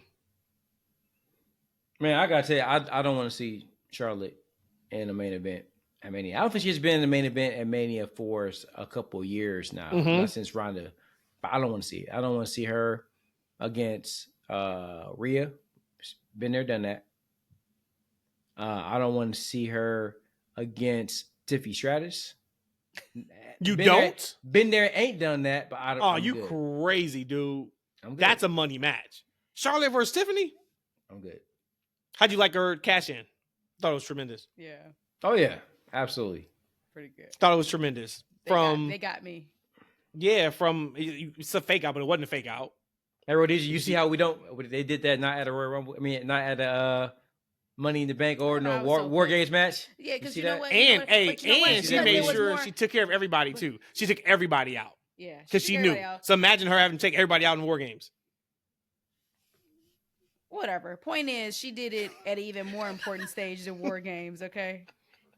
Hey, man, she sound like Katrina to me, making like I'll bust Katrina chops about something. Whatever, dude. And she just goes off, right? And that's when you knew you were right. You're like, okay, I got her. It's all good. Yep, I love that. I love the and they I said it on Twitter, but I'm cool with them keeping her a tweener. Because the reaction she got when she cashed in, which everybody pops for a Money in the Bank cash in, even if you hate the person because you're seeing the title change. I get that. But the reaction she got on Monday, just from a shot in the crowd, she is a massive star. So I'm telling you, I know he pushed back on me and was like, no, man, you got to pick somebody else. Like you saying Tiffany as a breakout is like, you got to pick somebody else. But watch. We're going to revisit this at the end of the year. I'm like, told y'all, like. But no. You don't, so you moving the goalpost for that. A breakout star isn't somebody they're giving the Money in the Bank briefcase championship. Obviously, she's going to win the championship, so they're going to push her to be the champion. The next champion in line ain't a breakout star. But you said your like Roxanne Perez will be more of a breakout star because she's coming from an NXT brand to a main roster. Like not Tiffany Stratton, who's in gear to be champion. But you said whatever your scenario is. If that's from like lower to mid card, if that's mid card to main event, you said that. And I wouldn't say she's a main eventer yet right now. I'm just saying she will be by 2025. I think she will. She was being cheered by I remember what was that match we were watching, Rhodesia, where I feel like he was in another cage. Elimination Chamber. That was Elimination Chamber. When she was Naomi. She beat Naomi last. She pinned. And when she was in the chamber, and then the whole crowd started chanting Tiffy time. Yeah. Like right, and she was in the cage. She was in there. She started going like this, we knew that she was the next in that moment. But they had to kind of bring her down. Like, all right, whoa, you glowing too much right now. We need to slow you down a little bit. They had to slow her down after that a little bit because she was the next one up. Did she even have she was on Mania, I think. And Matt, I don't think she's going to be a tweener. I think she's going to be a baby. You think she's going to be a baby? For sure. Because she's going to be now her next feud is going to be against probably Nia, trying to challenge her to get her championship back with Candice LeRae, who's being kind of a sneaky little, like she's definitely going to be the baby face going to that scenario. So I think I'm sorry, I'm losing my mind too. I don't know which one of you guys said Charlotte, but if Charlotte comes back as the nasty heel, right? I mean, that will make sense, with Tiffy being the uber baby face right now. Well, she's got to come back as a heel. She's got to come back as a heel. She does her best work as a heel. Mm-hmm. Bianca's a babyface. Jade's a babyface. Those are two big women on that brand. Because she's come back to SmackDown. Becky's going to come back as a babyface, I'm sure. Alexa Bliss is coming back. They probably put her as a heel, you would think. I'm actually looking more forward to Alexa Bliss coming back than Charlotte. But you know what? Like, you mentioned Bully Ray earlier in the podcast, Matt.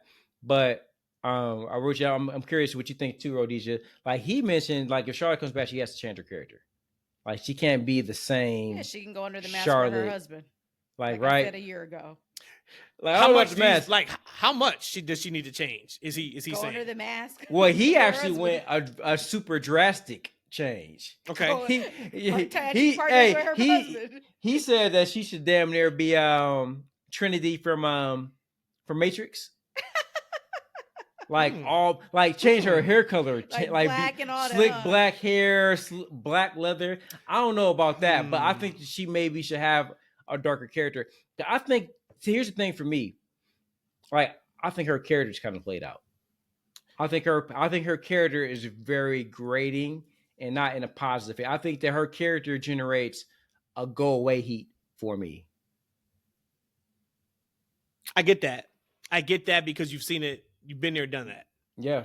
It's like the chance that Cena used to get, same old shit. Yeah. I completely get that. Because every feud that she gets into is the same cadence to her promo. What she talks about is the same. It's the same promo she cuts week after week.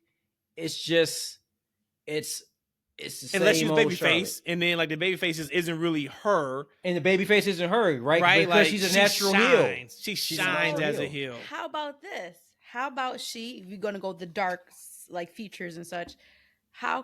What if she came back like China and Eddie Guerrero, and you have Andrade and you have Charlotte, and she'll be like his. She's too big of a star to be paired with him. She's too big of a star, so that's not going to happen because you need her for that women's division. But you know what though, Matt? So China was a bigger star than Eddie at the time. She was. I think that Eddie got a big rub from China. Mm-hmm. And from that pairing, he really took off. Because Eddie had the personality, but I think him bouncing off of China, was like she was one of the more popular characters in that universe at the time. And I think he got a little something from their on-screen chemistry. But she even calls him her Latino heat. She calls him that. She does. I'm telling you, paired them together. We can have the first time ever, right? Wrestlers in WWE couples, this actual team. I don't think we've seen this yet. I'm sure it's had to happen before. I don't think so. I think we got Naomi and Jimmy when the mixed match challenge. Remember that? No, I don't remember that. Hey, maybe that's why we haven't got Selena and Andrade. That's a possibility. Yeah. Well, she's busy right now. She's busy with the Latinos in LWO. Oh my God! I'm just telling you. That means the show's coming to an end, y'all. No. Can't wait for Alister Black to come back. What else? What else y'all want to talk about?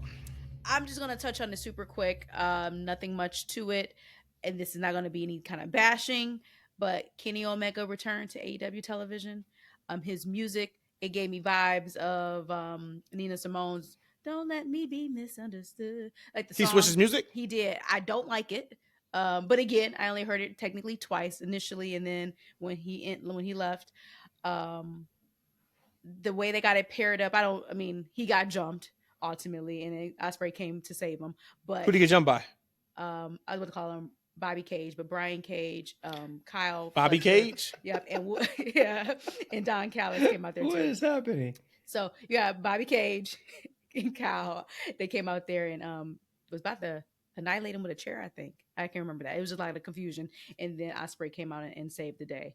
But he looked fantastic. They did a little thing on him too, which I thought was cool. I feel like, again, we always talk about this. Every about 8 months or so, we always come on here and say, like, maybe this is the jumping off point for AEW. Oh, no, that's done, sweetheart. I'm going to still let you finish. No, I'm telling you, I promise you. But I think I would never watch wrestling again if I'm wrong. They don't have another jumping point in them. I'm telling you, there is no jumping point going forward. Okay, because fine. They've already proved it doesn't matter who they bring on to the company. They brought on the biggest stars of the biggest stars. Yes. There is no jumping off point. This is what it is. Yes. Okay. So then that's fair. But I just want to give props to KO returning. Like Kenny. KO. Oh Lord. All right, man. Kenny Omega is KO. Who the hell has ever called Kenny Omega KO? Me. All right, Me. you know what? You got him on speed Her dial right now. Yeah. You got him on speed dial, right? You want to call him right now? No, I Okay. don't actually. So, anyways, But if I was you happy had that his he number and you returned. never called and told that man to have Tony Khan call and get some damn good booking ideas, I would be mad at you. I would be upset. Point is, he looked fantastic.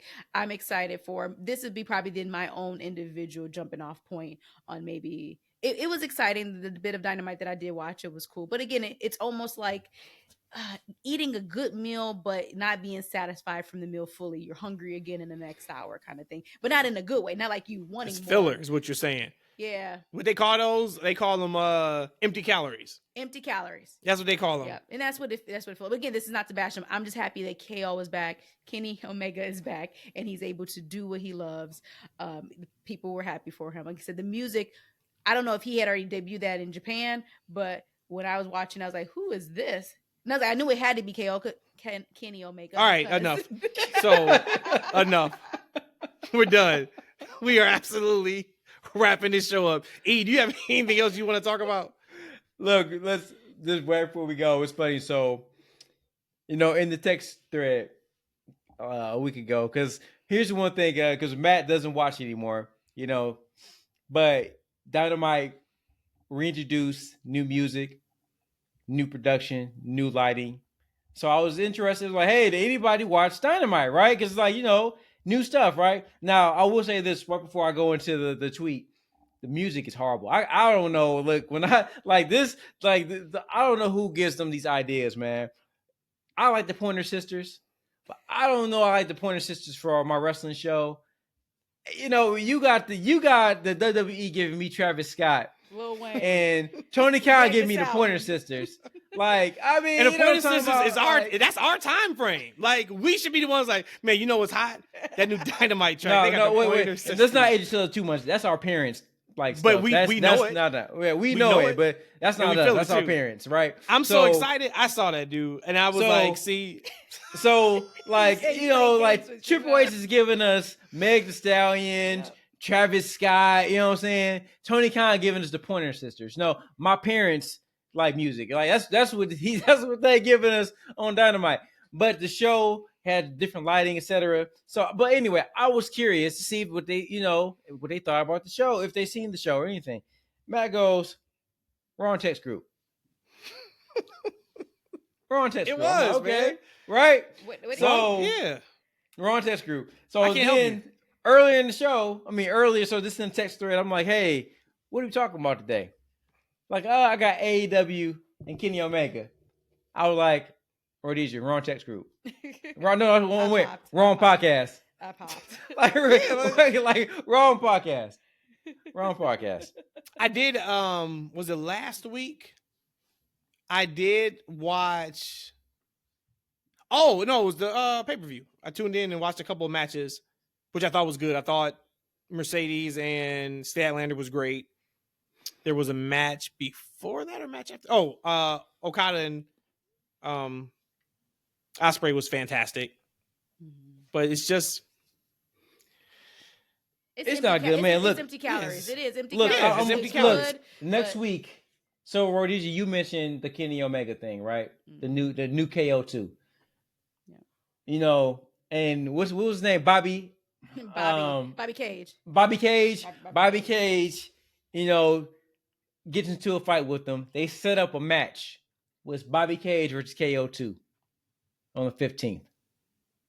So if you watch AEW for a number of years, you know that Bobby Cage is going down. Mm-hmm.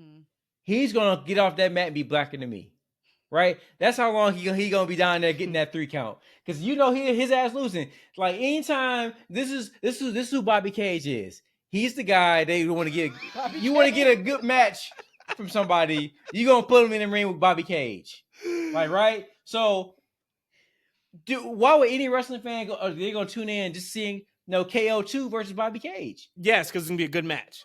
That's why they're going to be a good match. Because that match is going to be a great match. But to your point, there is no suspense in it. There's no suspense who's going to win. That. I mean, that's where, that's where we differ. Guess what, hard-on fans? You want a hook? There's your hook. See a match that you know who's gonna you know the outcome already. That's it. All right, man. Look, I looked at the show like when Mercedes Mone comes on that show, man. I'm just so disappointed in her run. She's like 5 titles, doesn't she? Man, look, I gotta say, she won another one. She Rev Pro. Yep. She had about 5. Like, man, I gotta tell you, she's probably my biggest disappointment in 2024. And I don't know. I don't want to say it's her fault, but like when she comes out there, her promos. Oh, I would agree. I remember our show when she signed and she debuted, and I remember I was going to bring up a topic, and I shelved it in the middle of the show because I was like, I don't know if it's going to come across good. And the topic was going to be, has WWE or has AEW given us more big moments in the last 4 years than WWE has? Not did they catapult off of that, as Rhodesia just said, not did they take advantage of it, but have they created bigger moments?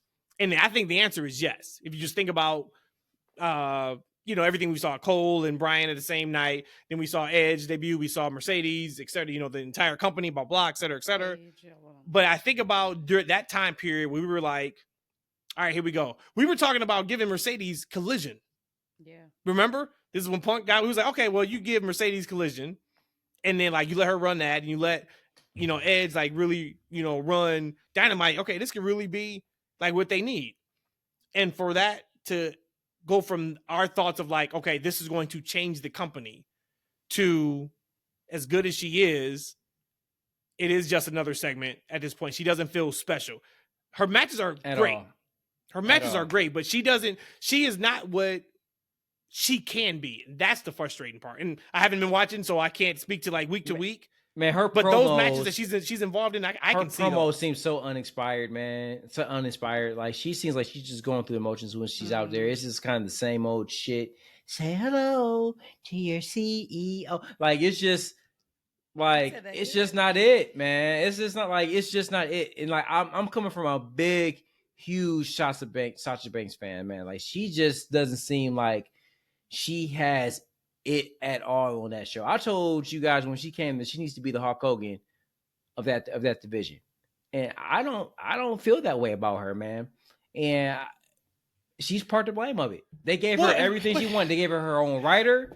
Yeah, she has probably creative control of her segments. And this is what we're getting. We're getting an uninspired, dry version of a character that we saw in WWE. Okay, so let me play quick counterpoint. Her matches have been great because they have been. She has been uplifting other talent. There are more eyes on the people that she's wrestling. I do believe she is extremely happy. I think she is living her dream. So I don't think like she's melting it. I don't think she's like, all right, I'm just biding my time. Like, oh, I don't like it here. I don't think it's any of that. I just think it's the presentation piece of it. It's the lack of how she should be used compared to how she's being used. It was the same way when Punk was there, though. Punk would wrestle on Dynamite. He's like, why is Punk wrestling this guy? It's kind of like they're there to wrestle. I get that part of it. But for me, it's the same thing why they never put the belt on Bryan Danielson. I'm like, I get it. Bryan, you don't want to be champion, dude, but I got a business to run. I'm putting the belt on you. Yeah, I'm sending you to every local TV show when we go to towns to get people to come out to see us. And not putting it on him because he doesn't want the belt, but it's like, it doesn't make great business sense. The same way, I don't know how does it make great business sense to send Kenny Omega over to New Japan before he debuts back on Dynamite. That doesn't make good business sense.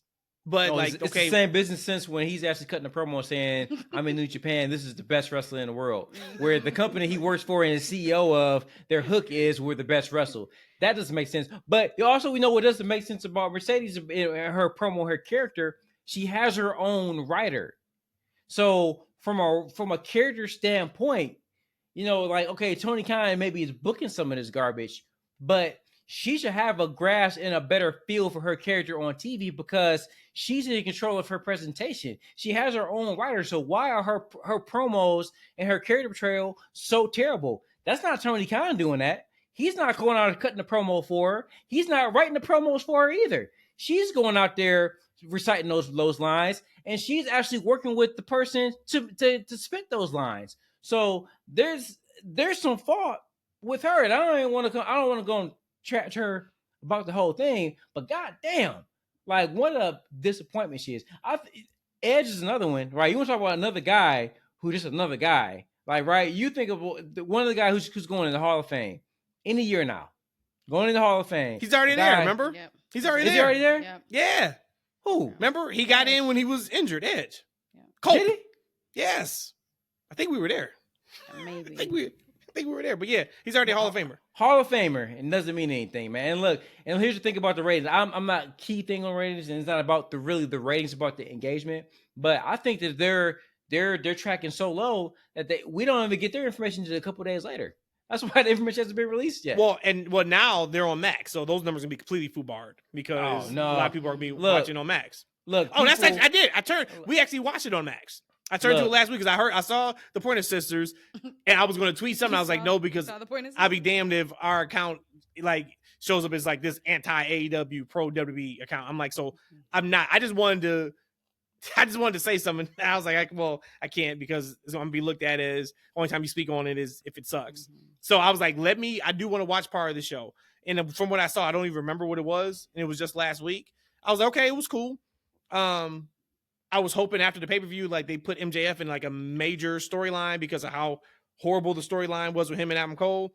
And then I saw a clip on Twitter today of him talking to Jeff Jarrett. I was like, get Jeff Jarrett. I was about to say, Jeff Jarrett. I was just about to Jeff say. Jarrett? You should know who he was talking to. Oh, Lord. He put Jeff Jarrett on there? Yes. Man, so like I can't that. believe. And Jeff Jarrett's a legend. I don't want you feuding with MJF though. Like that makes MJF less than it does. I don't care what anybody says.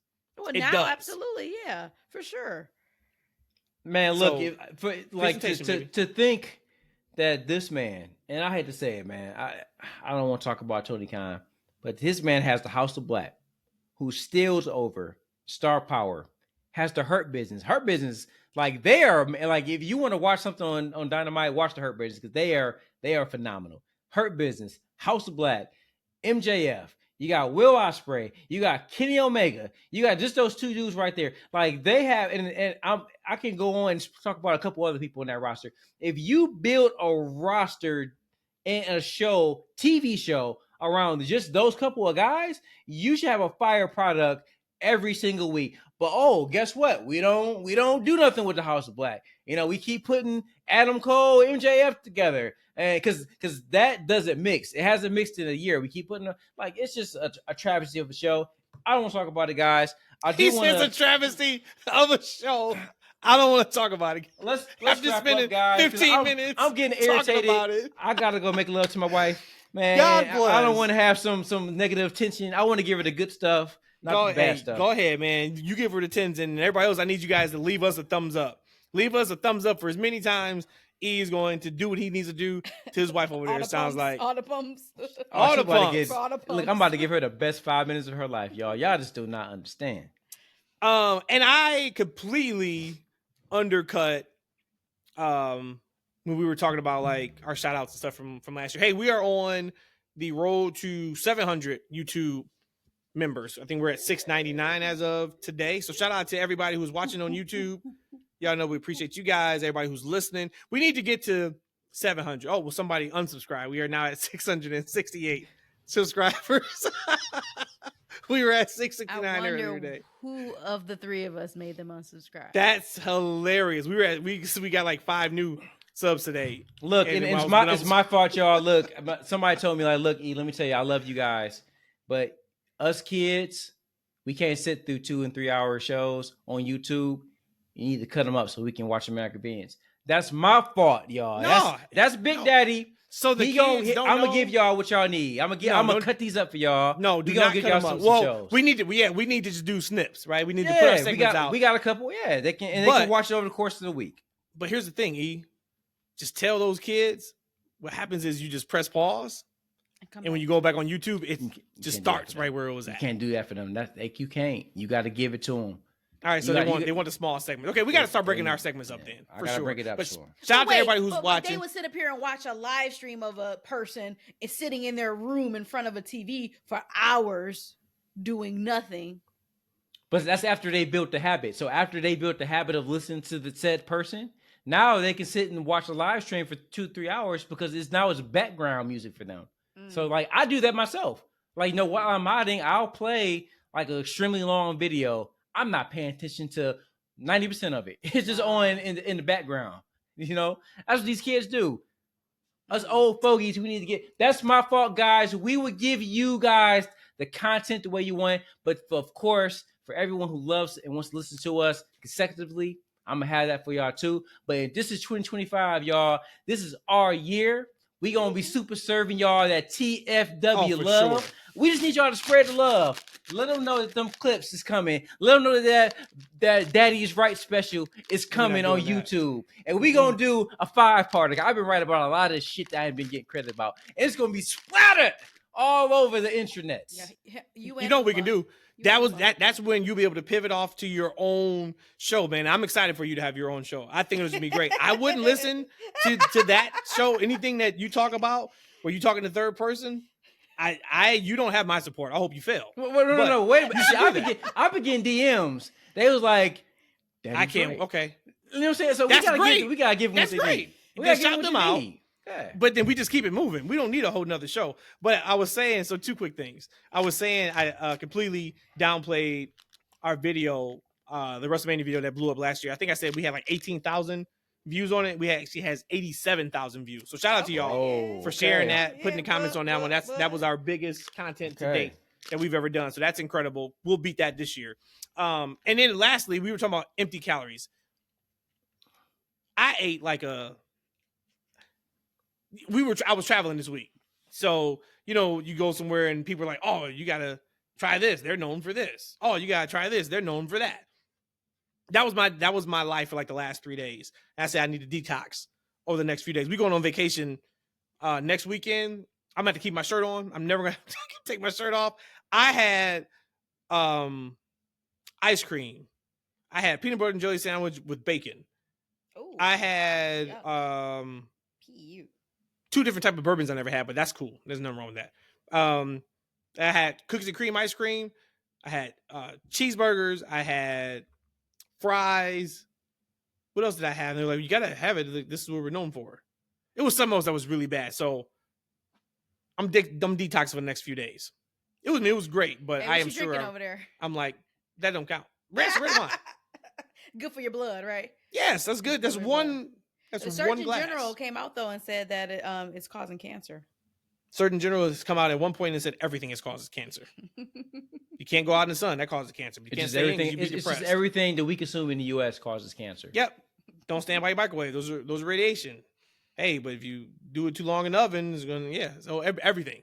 Well, you know what doesn't cause you cancer? TFW podcast. Now, maybe the phone you're listening to it may cause you cancer, or maybe the computer you're using to watch, or the TV maybe cause you cancer, but the content you are getting from us will not cause you cancer. I promise you. Leave a thumbs up, like, comment. We'll be back next week to talk about whatever we got, because I'm sure we're going to have a lot. These 3-hour SmackDowns are killing me already, though. I was ready to go to sleep 2 hours in last week, so we got to figure that out. I got to figure it out, I guess. We out of here, guys. Love you. See you next week.